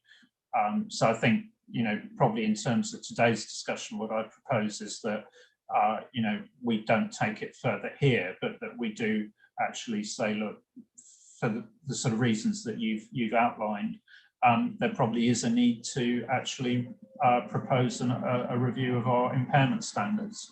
And indeed, they would, you know, it's not unreasonable that we shouldn't actually look at how this is working in practice.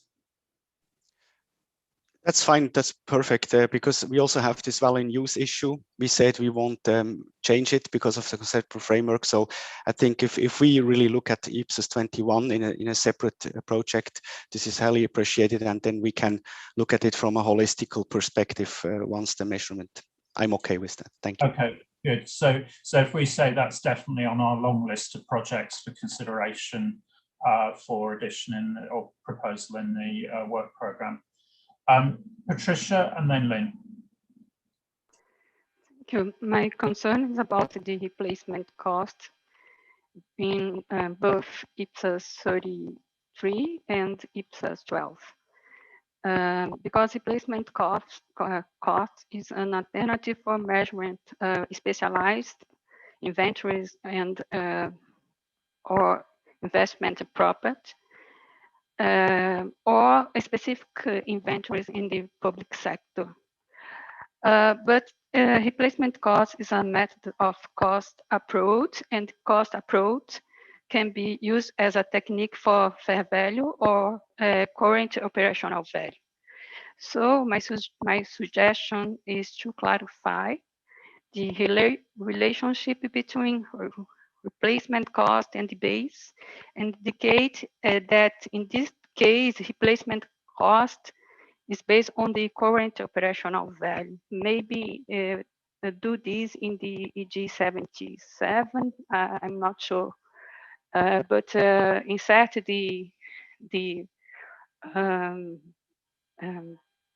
guidance about the replacement costs for specialized inventories or investment prop is based on the assumptions of current value, operational current value. Dave, back on that.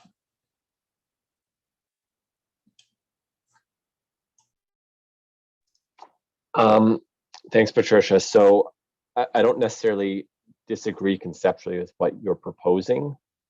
Again, the reason why we stayed away from making this change is because IPSAS 12 is a well-established standard. We think the principles in it are well understood, and staff was hesitant to make these types of changes that may confuse constituents that are currently applying the standard. Yes, my concern is about to make clear for the constituent, not problem in the requirements and the IPSAS 33, IPSAS 12, but I think it's difficult for the constituent to link in this case, replacement cost is about the entity specific. I think it's difficult. So what you're suggesting, Patricia, is that we articulate better the thinking, and this might be a basis for conclusions issue, that we actually articulate what's been extended. Yeah. Okay. So I think we could go with that as an instruction to staff, that we add, we add something appropriate on that basis for conclusions. Lynn. I just want to make sure I'd understood where we landed on the impairment in IPSAS 21. Are we saying that we are going with the change to make it clear that fair value is now the ED 77 version when we're looking at IPSAS 21, or not? Are we leaving it till later when potentially we're doing the project? Because from a practitioner's point of view, as Mark says, if we go with the ED 77 definition now, we risk changing it twice if we, on a later project, don't think that's the right answer. So I just wanted to be clear where we had landed on that. So you're advocating, Lynn, that we communicate clearly that there is no change in 21 at the moment, pending a review. That would be my preferred position, rather than risk changing it twice. Dave or Ross, back on that? So I don't have a problem with that, but just to be crystal clear with Lynn, and I'm not arguing with that, I just want to make sure we're all clear. Staff's recommendation was to make the change to fair value and align with ED 77. I'm happy to go with your proposal. I just want to make sure that everyone's clear that's what we're going with. I think I saw support from board members for essentially what we're doing with 32 at the moment, that we're not making the change at the moment. But that on 21, that would be pending a review of the standard of the approach to impairment in the context of the new measurement standard. And I think that would be consistent with the board discussion that we've had as well, because there are some issues about references to current operational value, etc. So there's a number of issues backwards and forwards, which we don't really want to get into unintended consequences at the moment. Okay, so we clarify in that way, Lynn. Dave. And this is just a clarification, so I will write a BC on that explaining that, but we are moving to ED 77 fair value for IPSAS 26 because that's an aligned standard. Is that fair?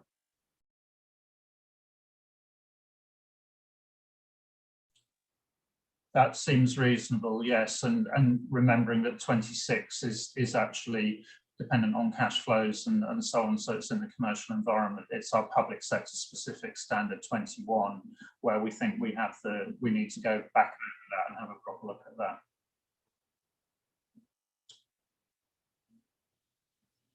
Okay, so with those clarifications in terms of bases for conclusions, Todd. On the point that I was just about to raise, I think it's important that we are clear around what we're doing with basis for conclusions. So is it that we are going to be acknowledging in a number of standards that assets could be held for their operating capacity, which would suggest that we should be thinking about current operational value and how that should be incorporated into the standard, but for particular reasons, which we can explain in the basis for conclusions, we haven't gone there with some standards where intuitively it might make sense. Is that what we're talking about in terms of basis for conclusions? Because I think that is quite relevant to do across a number of these standards, such as inventories or intangibles. So we're explaining why we're not going there right now. Yeah, I think we have to be careful in explaining why we're not going there right now, to actually not to be, if you like, leading the witness, as it were, in terms of actually spelling out what we think the answer might be. I think that would be going too far. It's actually why we're not making the change at this point in time. That's okay. So Dave, I think you've got the list of there. And it probably actually, going to your point, Todd, it may well be that there's a sort of a kind of common approach, just tailored specifically for each of the circumstances. Okay. So with that, we move on then to the proposal in terms of disclosure, Dave.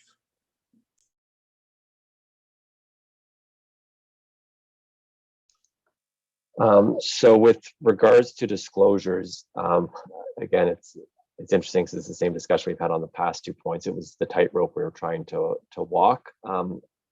Maybe just for a little background that I don't think necessarily made it into the paper, what staff struggled with in writing this paper is originally my thinking was that we should have different disclosures depending on the standard. So I would have fewer disclosures, fewer current value measurement disclosures for inventory and more for financial instruments.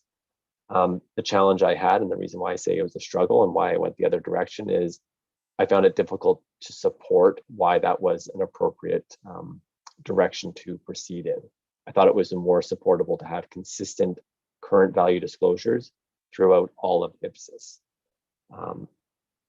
So I'll leave it at that, but I'll be interested to know what members have, or what their thoughts are on that decision that staff recommended.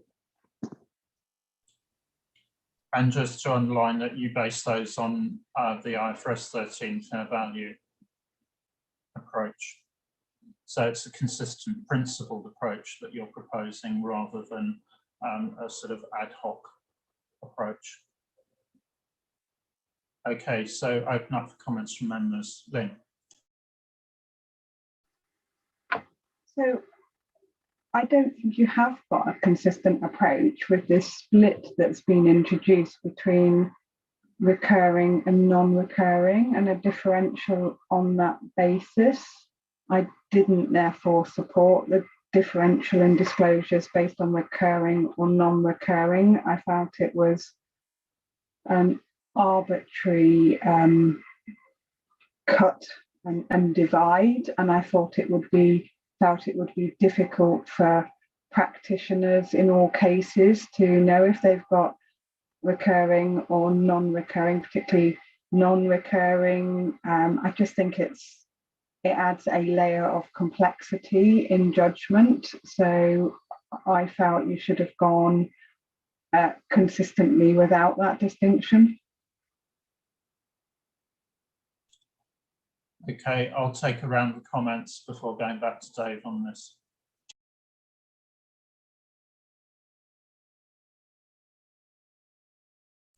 Not seeing, Todd. Thanks, Ian. I can understand staff sort of wanting to apply a principled approach here. When you look at what you've done in terms of applying this principle, I do wonder whether we're sort of going down a bit of a disclosure overload for some standards. And I sort of reflected on what we did with EDs 70 to 72. So we took an approach there which was well, we've got a certain level of disclosure on one standard, we need to sort of take an approach which says, okay, well, let's be consistent across. And we got a lot of pushback from our constituents by taking what we thought was a principled sort of approach to things at the time. And I think my gut feel that perhaps in some cases the disclosure is too much is something that we need to just reflect on. I don't know if others have maybe had that gut reaction, certainly with inventories, which currently has about half a page of disclosures. We're thinking of adding in about 3 pages more of disclosures relating to fair value on inventories. And it doesn't feel quite right to me. And given the pushback we've had on ED 70 to 72, I am a little bit concerned. So accepting the principle, but concerned in terms of the practical side of it. And I think there is something we need to reflect on there. Ross, do you want to come in? Yeah, I think, thanks for that, Todd. I think we've spent a lot of time thinking this through and how we might pare them back in certain places. I think the struggle is there's no clear way to do that in a principled manner. I think a couple things we have to remember here is when it comes to disclosures, you only have to make them if they're relevant and if they're material. So that's kind of an approach in our standards. I don't think we can get around that. So unless we have specific reasons or how we can do that, I think we're in the place we're in.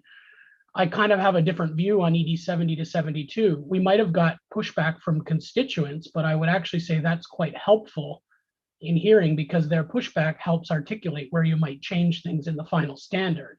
So I think we're at risk if we start arbitrarily taking out disclosures now that we're not going to get that same level of helpful feedback. So I think we're in the position we're in. And I think, it is a real issue, but I think the best course of action is the staff proposal to help elicit feedback from constituents on where we might be able to adjust things. Maybe we can be a little more explicit in the communication documents that make it clear that these disclosures only apply if they're applicable. So if you're in inventories and you're using costs, it doesn't mean anything to you. You don't have to give fair value disclosures, for example. And in a lot of cases, I don't think they'll be used. But if you're using fair value, I think it is appropriate that people provide the level of disclosure that's necessary. So thanks, Ross. So I think, the question is, can we take is there an alternative approach in terms of, is there an alternative principle that you could apply? Bearing in mind what Dave is proposing is no change essentially for historical cost, it's current value. And is there a way through which actually says, well, we certainly should communicate, as Ross is proposing, we should highlight this as an issue, that on a principle-based approach, this is what would happen, and then actually ask for feedback on do constituents support principle, and do they or do they see specific circumstances where there would be some other approach that should be applied, and what would that be? So if you like, I think you're right to articulate the question, Todd. In a sense, in revenue, actually, what the constituent comments are doing is saying, well, actually, we didn't think this through in the right way to begin with, in that actually probably there are different risks attached to types of transactions.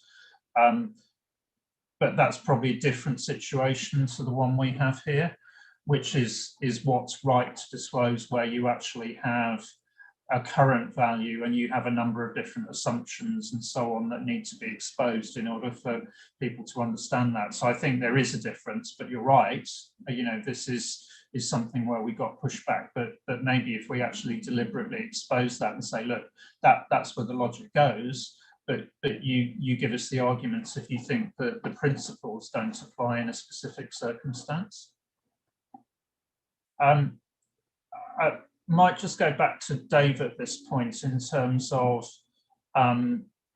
Lynn's point about recurring, non-recurring. So Lynn, you won't get a debate from me that it's complex. I had to work through it. The only point I'll make just for clarity is we based our disclosures on the IFRS 13 disclosures. So that distinction, so staff didn't make that distinction.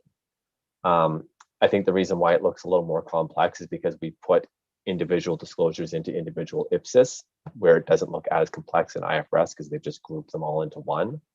But the point I wanted to make is I personally didn't make that distinction. We aligned with IFRS 13.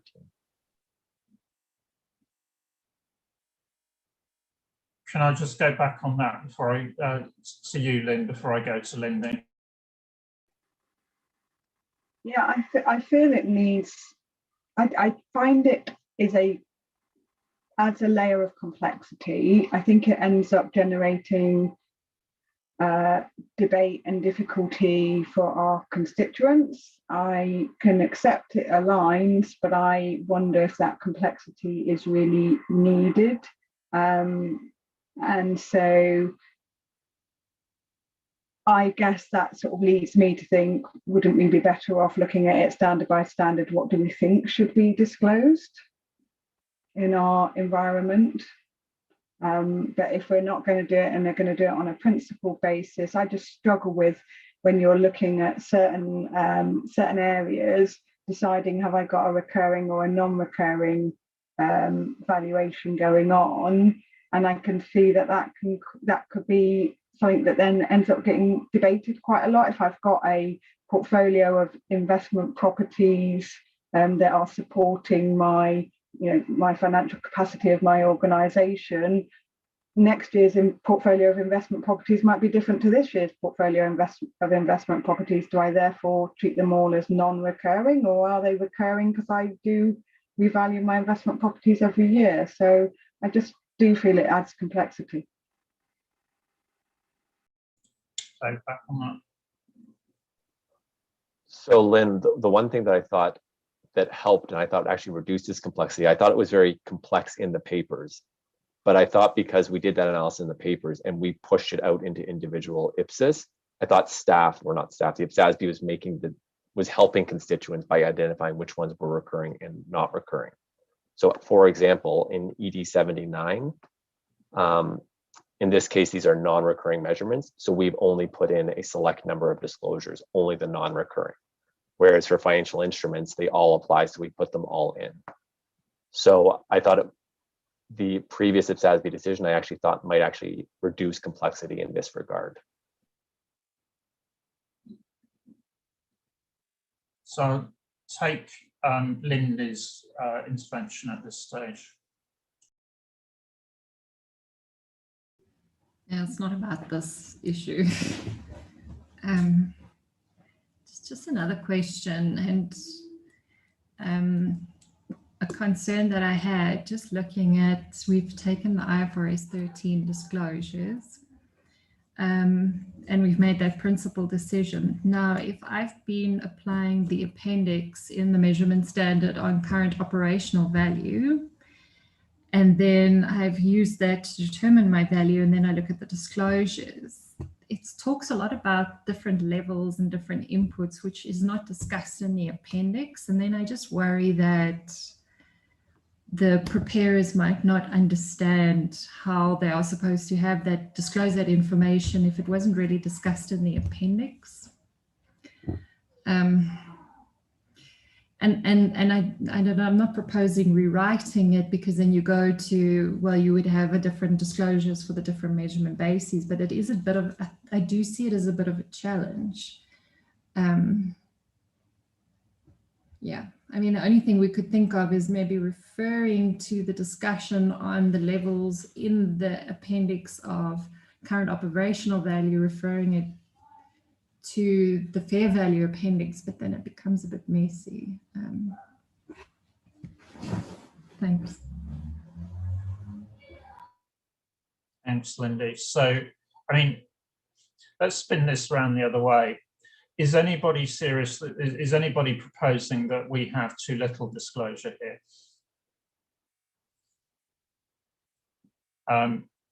So in a sense, the question becomes, how do you there is a logic to the disclosures in IFRS 13, which is where this is coming from. And to Lindy's point, she's quite right that essentially the levels in 13, actually, the idea is that you start off with observable market inputs, and then as you move away from market, it becomes more, you know, there's more judgment involved, and therefore you need to disclose that judgment. So that's the sort of principle. So I think, you know, the question is actually, could we do something in terms of the wording which gets that kind of idea over without sticking so closely to the precise wording of 13? And I'll ask you to comment in a moment, Dave, on this just as a proposed way forward. It does strike me as problematic that we actually go standard by standard and basically haggle over what we think the disclosure should be, and that would entirely be contingent on, are you on fair value, are you on current operational value, which approach to which measurement technique are you using, and so on. So it becomes a multivariate consideration. So what I'm wondering is Dave, is there a way to perhaps take a principled but slightly more generic expression of the requirements, and then really to ask people about the specific issues? So for example, Lynn's raised that recurring, non-recurring. So do we actually specifically ask about that, but exposing the thinking that says, you know, this comes out of IFRS 13 for good reasons. So therefore, is it, you know, is there an alternative, you know, approach that people would point us to? So to Lindy's point, I think there is an alternative, and I can revisit the wording. What staff had done, and it might be difficult to see because we added a tail in, is we required the level disclosure for fair value, but for current operational value, we required disclosure by observable or unobservable input. So we did try to move away from levels. My recommendation would be to expose as is, but another alternative, and maybe we do this depending on respondents, is we could move to the term observable or unobservable and move away from levels. But to answer Lindy's point, we have tried to address it for the exposure draft.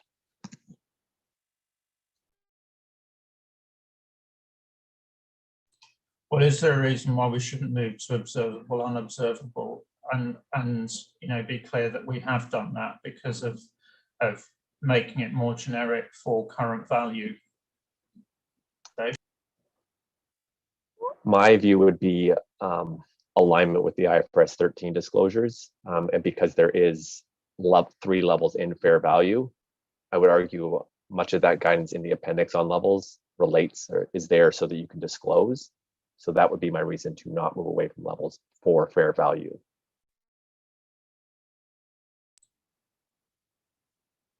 David, I wonder, as task force chair, and obviously you and Dave have had some discussions about this, whether you could just, you know, give us some thoughts based on what you've heard in the discussion. Well, one of the things that occurs to me is whether we could actually use some subheadings so that it actually becomes clearer. I'm thinking of Lindy's point, so that if a section only refers to fair value, we actually just put in a subheading above that paragraph saying fair value only, you know, as signposts.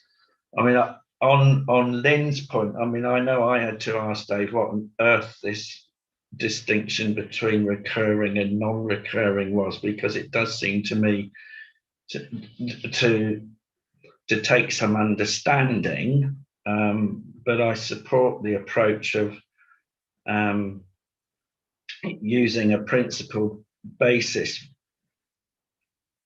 I think we need to make it clear in communications, and maybe we need to, you know, I think as we discussed earlier, put in a specific SMC, but I think we do need to make it clear that this is the list from which you select your appropriate disclosures, and it is down to the judgment of the preparers to decide which of the disclosures are appropriate in the circumstances, which may be by the standard that you're in, or it might be the measurement basis or technique that you're using in a standard.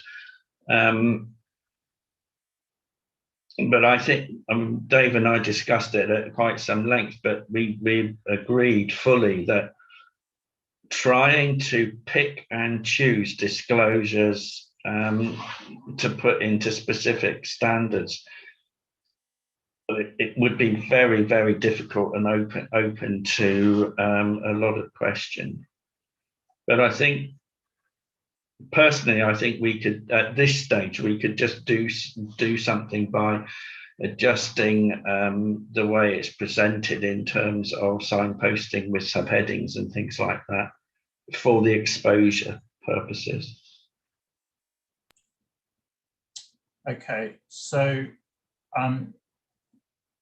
in terms of a way forward, I think we have to agree that it needs to be a principle-based approach. It can't be a, we're going to haggle this standard by standard. Can I check that members are happy that it is a principle-based approach that we take?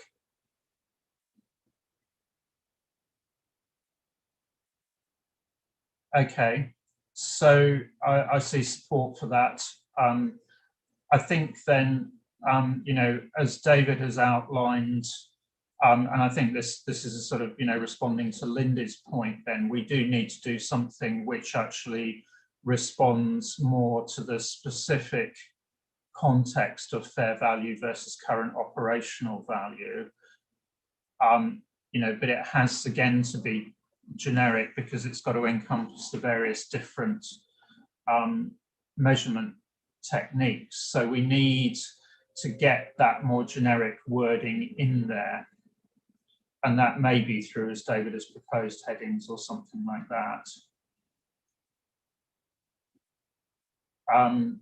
And we will need to both have a basis conclusion that explains our reasoning for that, and we will need to ask a specific matter for comment on that, articulating the key parts of that reasoning.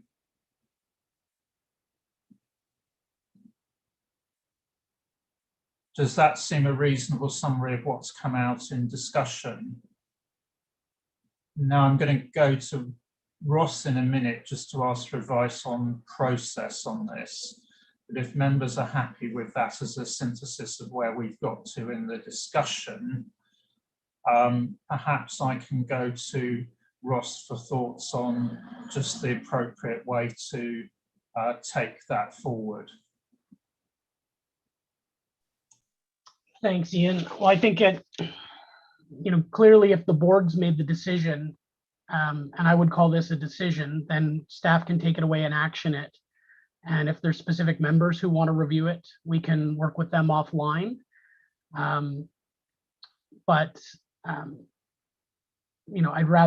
I think it'd be better to take it that way in terms of getting the document ready and getting it out. But the board would have to be comfortable with us working with specific members on this issue and landing this decision in the wording that we want.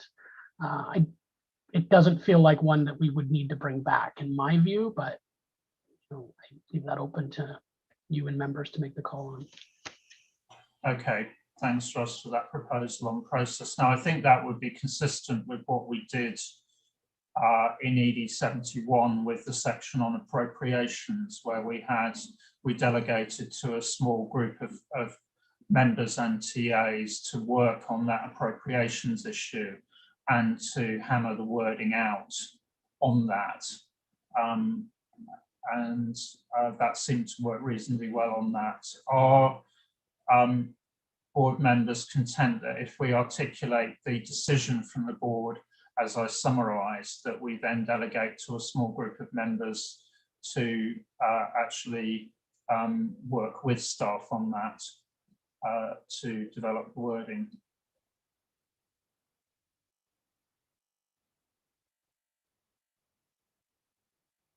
Okay, so I see some thumbs up on that. Okay, so Ross, back to you then.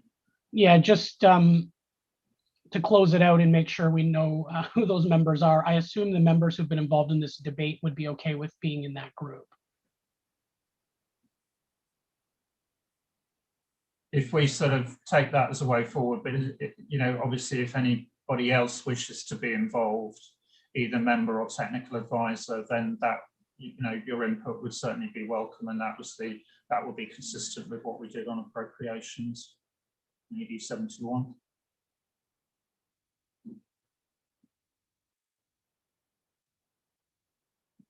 Okay, so Dave, I think that moves us through that item.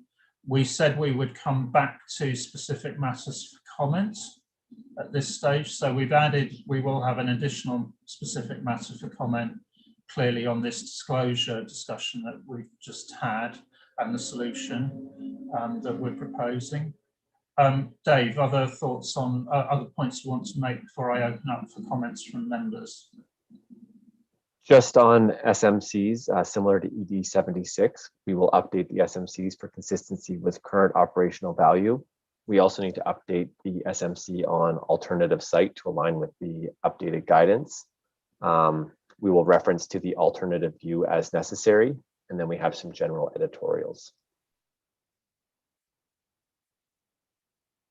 Okay. Additional comments from members on the SMCs for ED 77?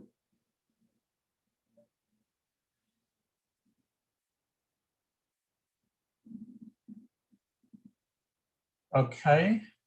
Anything else people want to raise on ED 77?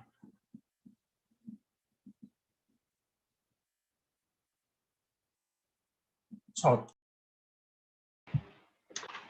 Just on SMCs, SMC 7 will be updated, will it? Now that we've landed in a different space on locational requirements? I just need to look at SMC 7, but because we now do have locational requirements for the asset in the ED. Yes, sorry, that will be updated. I called that alternative sites, but yes, that'll be updated. Oh yeah, yeah, cool. Okay, thanks. That's Mike. Thanks, Chair. So I had a question on paragraphs 41 and 42 of ED 77. There's a measurement hierarchy diagram that appears between those two paragraphs, and I'm not sure why it's there, and it doesn't have any lead-in to explain what it's there for anyway. So we've made a suggestion offline to move it to somewhere else, but I just wanted to make sure I'm getting my reading right. What's the purpose, and should it have some introductory comments, Dave? And where do we put it? And the other question I had was, and I know we discussed this at length at a previous board meeting, is that under that label of historical cost, we don't have a measurement technique. And I know we decided we wouldn't have one, but it just seems to be a gap when I look at the table now. And I wondered whether historical cost isn't both a measurement basis as well as a measurement technique. Mike, can we unpack that, please? I think the debate on the historical cost and the model versus basis versus technique, that's been and gone. We've had that debate. All right, I accept that. I accept that. Then just to the use of the table, where do we put it? Yeah. So can we just look at this question about the whether there's a need for some additional wording, Dave, on that? So, Mike, on the location of the table, I saw your comment. I didn't have a problem with moving it. I thought it was editorial, and I thought adding a paragraph before to introduce it, I thought was also editorial. I didn't think changed any principles, and I thought was appropriate to do. And just to give you comfort, I believe we're asking an SMC on historical cost as well, so it won't be missed in any way by our constituents.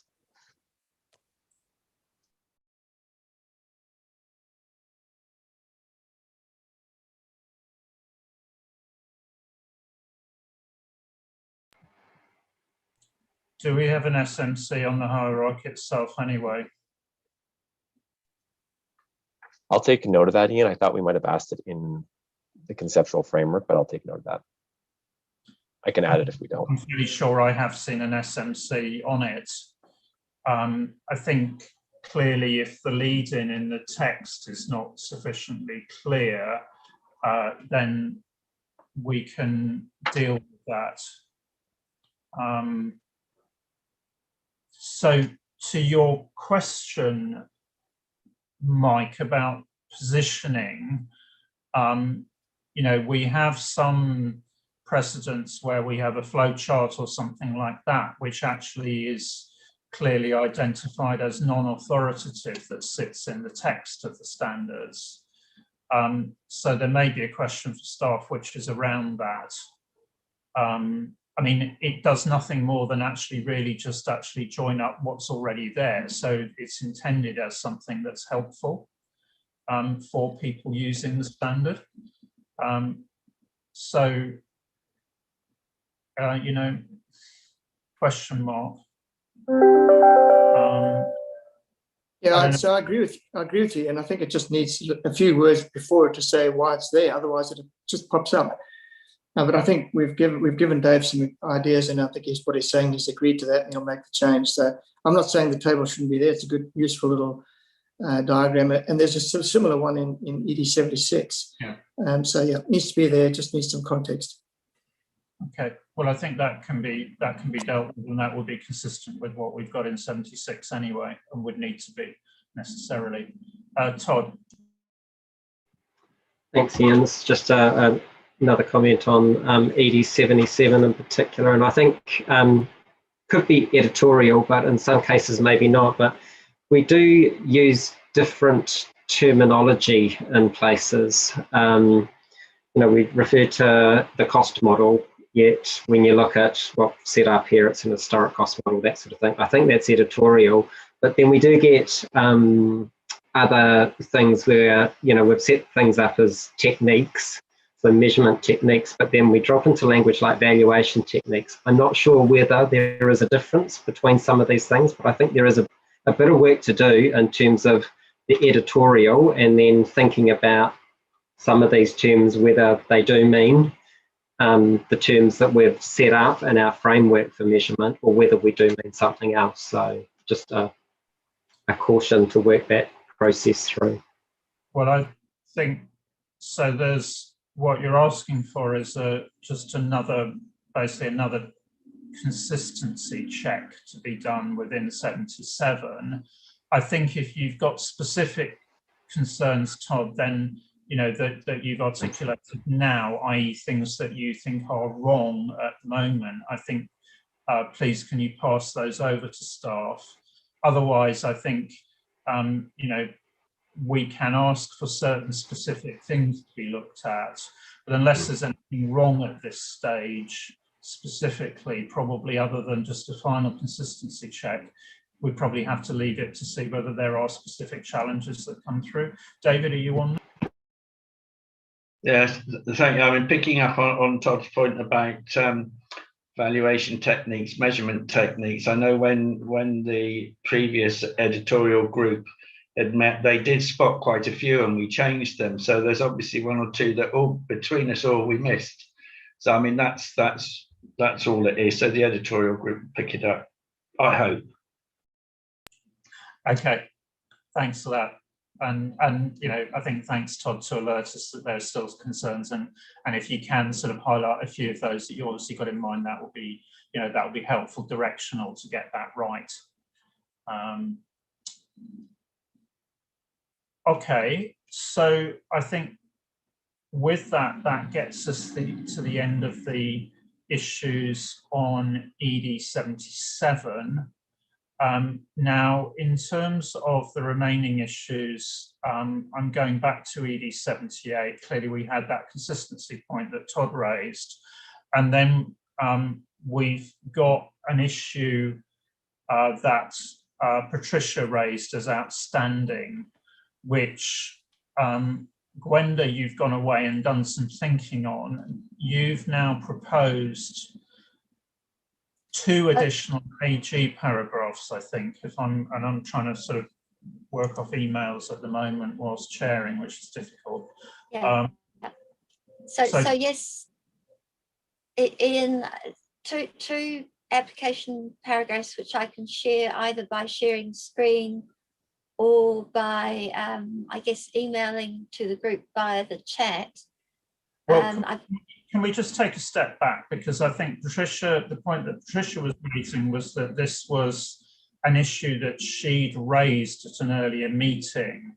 And what I'm not certain is, did we discuss this and the drafting didn't end up in the AGs, or is this a new discussion? In effect, this is a new discussion, and I looked back in September and I didn't find a reference in the notes about Patricia, but I think there may have been confusion, and the point may have been labelled loose fee, and I thought that that loose fee was okay with the situation, but I think this relates to the notes that were taken in September.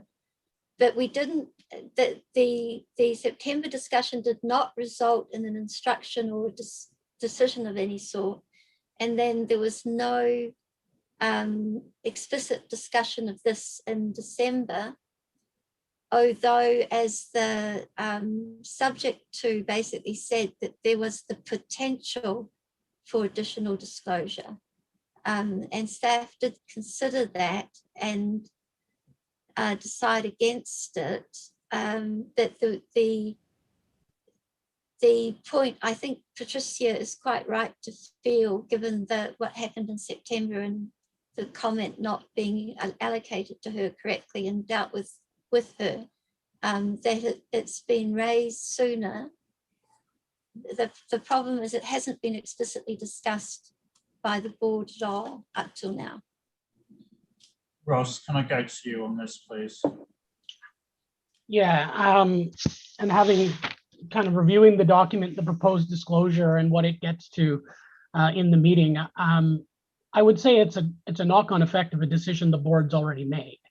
So in ED 78, it clearly says that even if you have unrecognized heritage assets, if you have subsequent expenditure that are capital in nature related to those unrecognized assets, those should be recognized.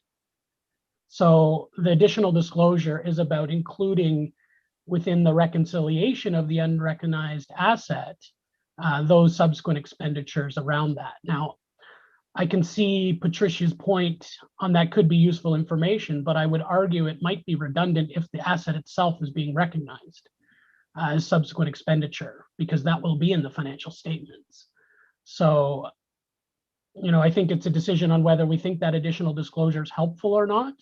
But to me, ED 78 is clear. If you've got subsequent expenditures that are capital in nature related to unrecognized heritage asset, those should be capitalized, and that's already in the standard.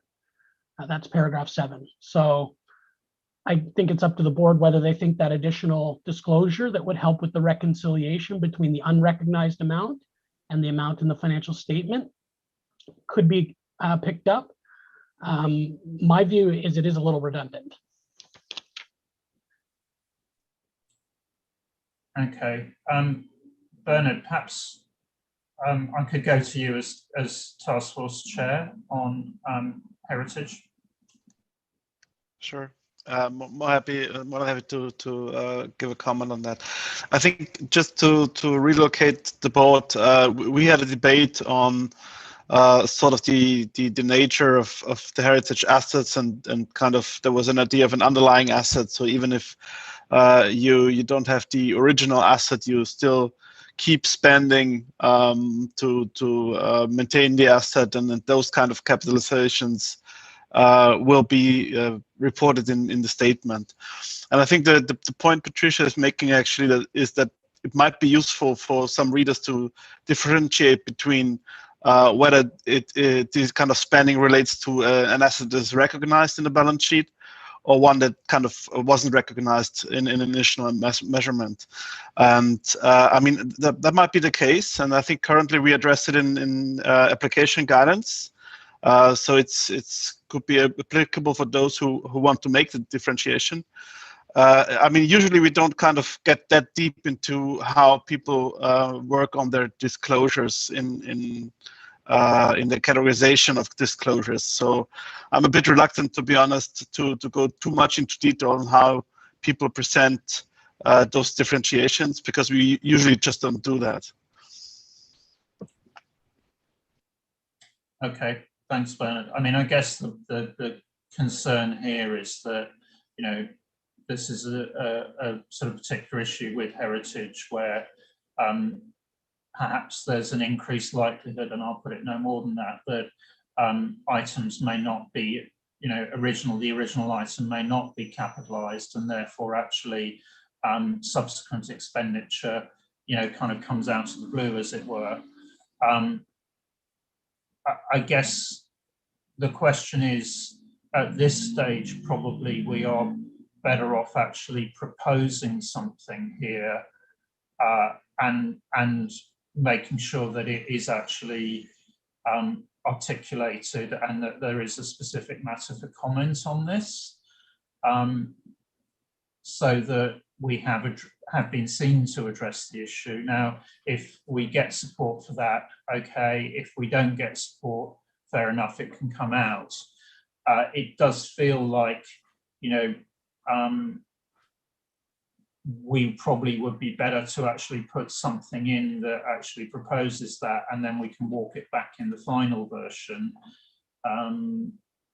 recognizing this is at a late stage. So I guess the question is, if are members happy that we go with that approach, that we put a proposal in, and that we ask a question about it, because I think this is specific to heritage. It's not a generic issue. Yeah, Ian, and I would suggest that maybe we ask Gwenda to share her screen and show the two paragraphs so members can see what's being proposed in principle. We can work through the edits to clarify the wording and make sure it's consistent, but that people are comfortable with the principle of what's being applied as additional AGs. That way it's crystal clear, and then we'll work in the editorial process. So Gwenda, if you could share your screen, or I have your recent email open, I can share it for you if that's easier. Oh, I see you're sharing it. Yes, and so this is, I hope it's large enough. I've made it very large on my screen. And so this links to core text in the disclosures. Paragraph 71 asks for additions. I think the critical sentence, though, as we develop this, is the very last one in the second paragraph, which introduces an expectation that entities will distinguish additions between those made to recognized heritage assets and those made to unrecognized. It's my introduction.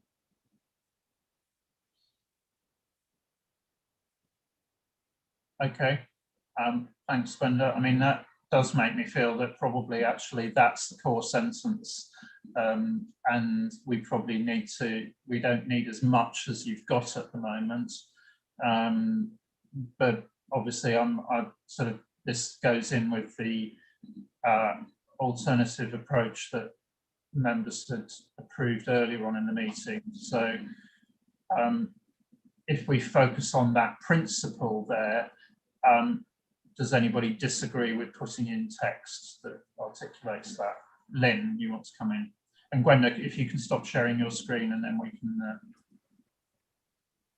So I just wanted to be clear. So are you suggesting we only disclose that for additions and not the cumulative amount spent on or recognised in respect of heritage assets that haven't got an underlying asset? That makes sense. So are we having almost a separate Are we just saying in any year when you have subsequent expenditure, you just show the additions that year, or are we also suggesting that the cumulative subsequent expenditure should also be disclosed every year?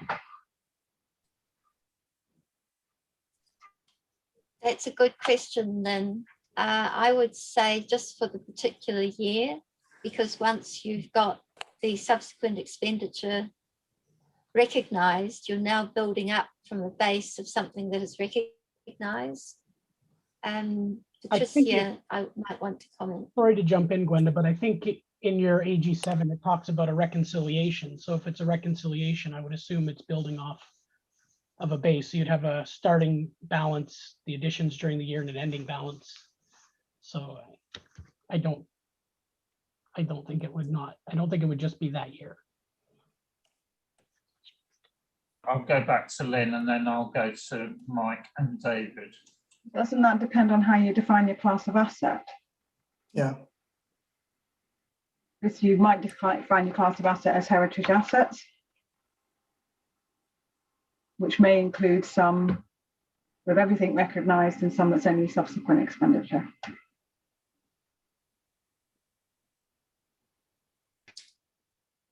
Lynn, I might have misunderstood your comment, but I thought you were focusing on the breakdown between the need to break down between recognised and unrecognised items in the class, and that breakdown each year when you'll do the whole reconciliation for the class, but each year when you show unrecognised assets, it's only the remaining that is still unrecognised that you would separate out to show additions to.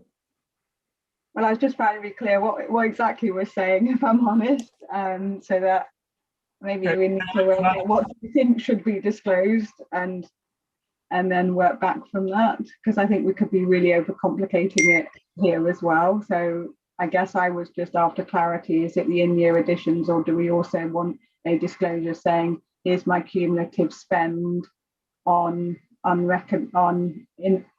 initially unrecognised heritage assets, for want of a better description? Can I take comments from Mike and David, and then I'll go back to staff on this?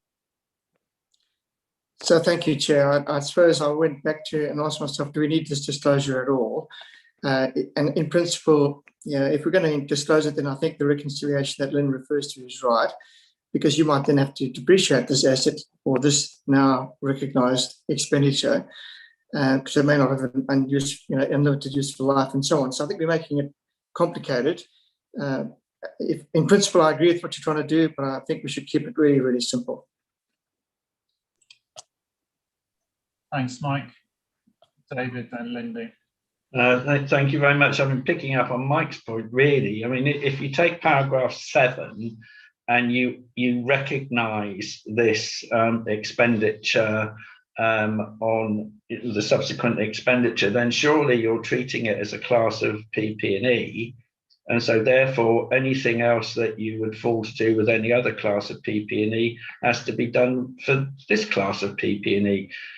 So therefore, you've got your opening balance of expenditure, your expenditure this year, and then as Mike says, any depreciation charge, and then you've got your carrying amount at your reporting date. So I don't really see, given that it's already in the standard, why we need to complicate things by asking for this additional disclosure, because it would fall to be disclosed anyway. So all we need to do, therefore, is just actually say that it should be capitalised like any other addition and should be disclosed according as per normal. Right, I'm going to take the flags I've got up at the moment, and then I'm not taking any more comments. So Lindy, or rather Ross, then I'll go to Ross first, and then Lindy, and then Lynn. And then I'll someone else. Yeah, very quick point from me. I think as you've just summarized it, Ian, AG5 and AG6 already do that. So that was to my initial point, that I think we're getting more specific here and directive in AG, the proposed AGs, but I think if we're applying judgment to the principle, I think we already have it. Okay. So just going back on that, Ross, do we need to just, you know, finesse any of that wording that we've got in 5 and 6, just if there isn't a point of clarity on this? I think we could. I think we can look at that, but you know, leave it. There's more comments, so I do think we can probably massage it. Okay, so the proposal then is that we have the principle articulated. Essentially, these are additions, fixed asset additions that you would apply the normal approach to under ED 78. We just need to make sure the wording, if there's any clarification on wording required, that we make that, but it's not the additional paragraph 7 and 8 that we have, AG7 and AG8 that we have at the moment. And yeah, Lindy and then Lynn.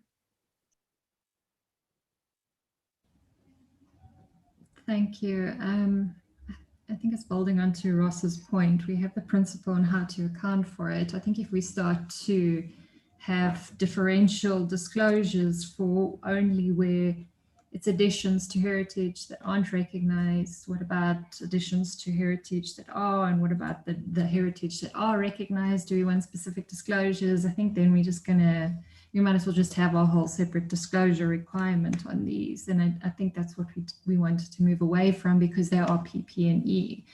I was, however, wondering if we could just have something in the AG that we're going to retain, talking about disclosures. I think it's possibly AG 22, where it says, when you make the disclosures on unrecognized, do it in the context of recognized PP&E, and maybe we can elaborate there in the context of recognized heritage property, plant and equipment, or parts thereof, or something like that. So you kind of subtly bring it in to say, well, think about this in the unrecognized, and think about in the context of those that have been recognized, or parts thereof that have been recognized. And I think then you kind of addressed it.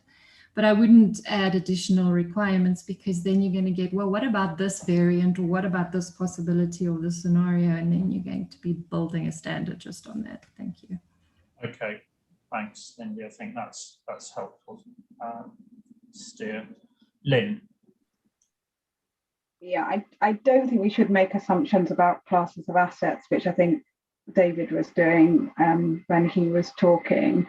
I wonder if we just cut through it by saying, where we've got the disclosures on unrecognized heritage property, plant and equipment, that we just, at the moment, we talk about having disclosure about difficulties in obtaining measurement and significance.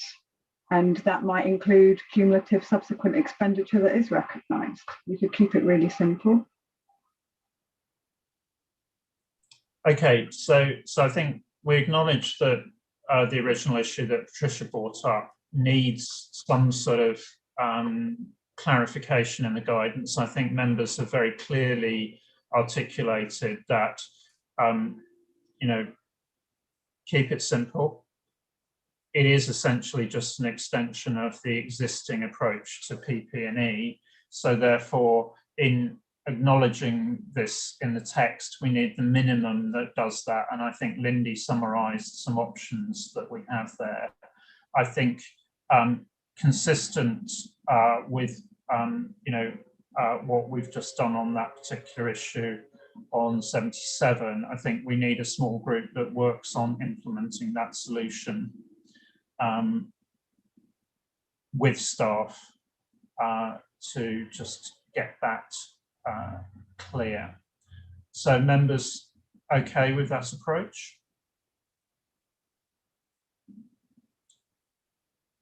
Good, and I think if those that have contributed to that discussion can you know, support staff on that, that would be very welcome.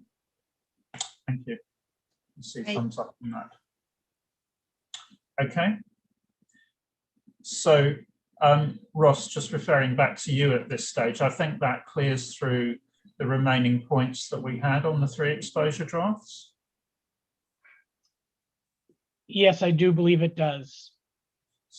So we have two specific issues that we have small groups who are going to work on to implement the agreed approach that the board the approach the board has agreed on. We have the editorial group that is going to pick up and review the additional proposals on drafting that have come in through various different TAs and national standard setters and so on. So that will that process will operate under the normal editorial process requirements. If anybody else, anybody that wants to participate in that, if they can let, I guess, Dave know on that. Anything else then, Ross, that we need to go through process-wise at the moment? We've already agreed it'll be a 6-month exposure period rather, for all 4 exposure drafts, 76, 77, 78 and 79. And we're planning those will be published late March, early April, is that? Yeah, that's the plan, depending on how quickly we can work through these remaining issues. I think realistically, it's probably early April is our timeline. If we can get it out any sooner, we will, but I don't want to overpromise, given we've got our board meeting coming up as well, which will eat up some time for both members and staff.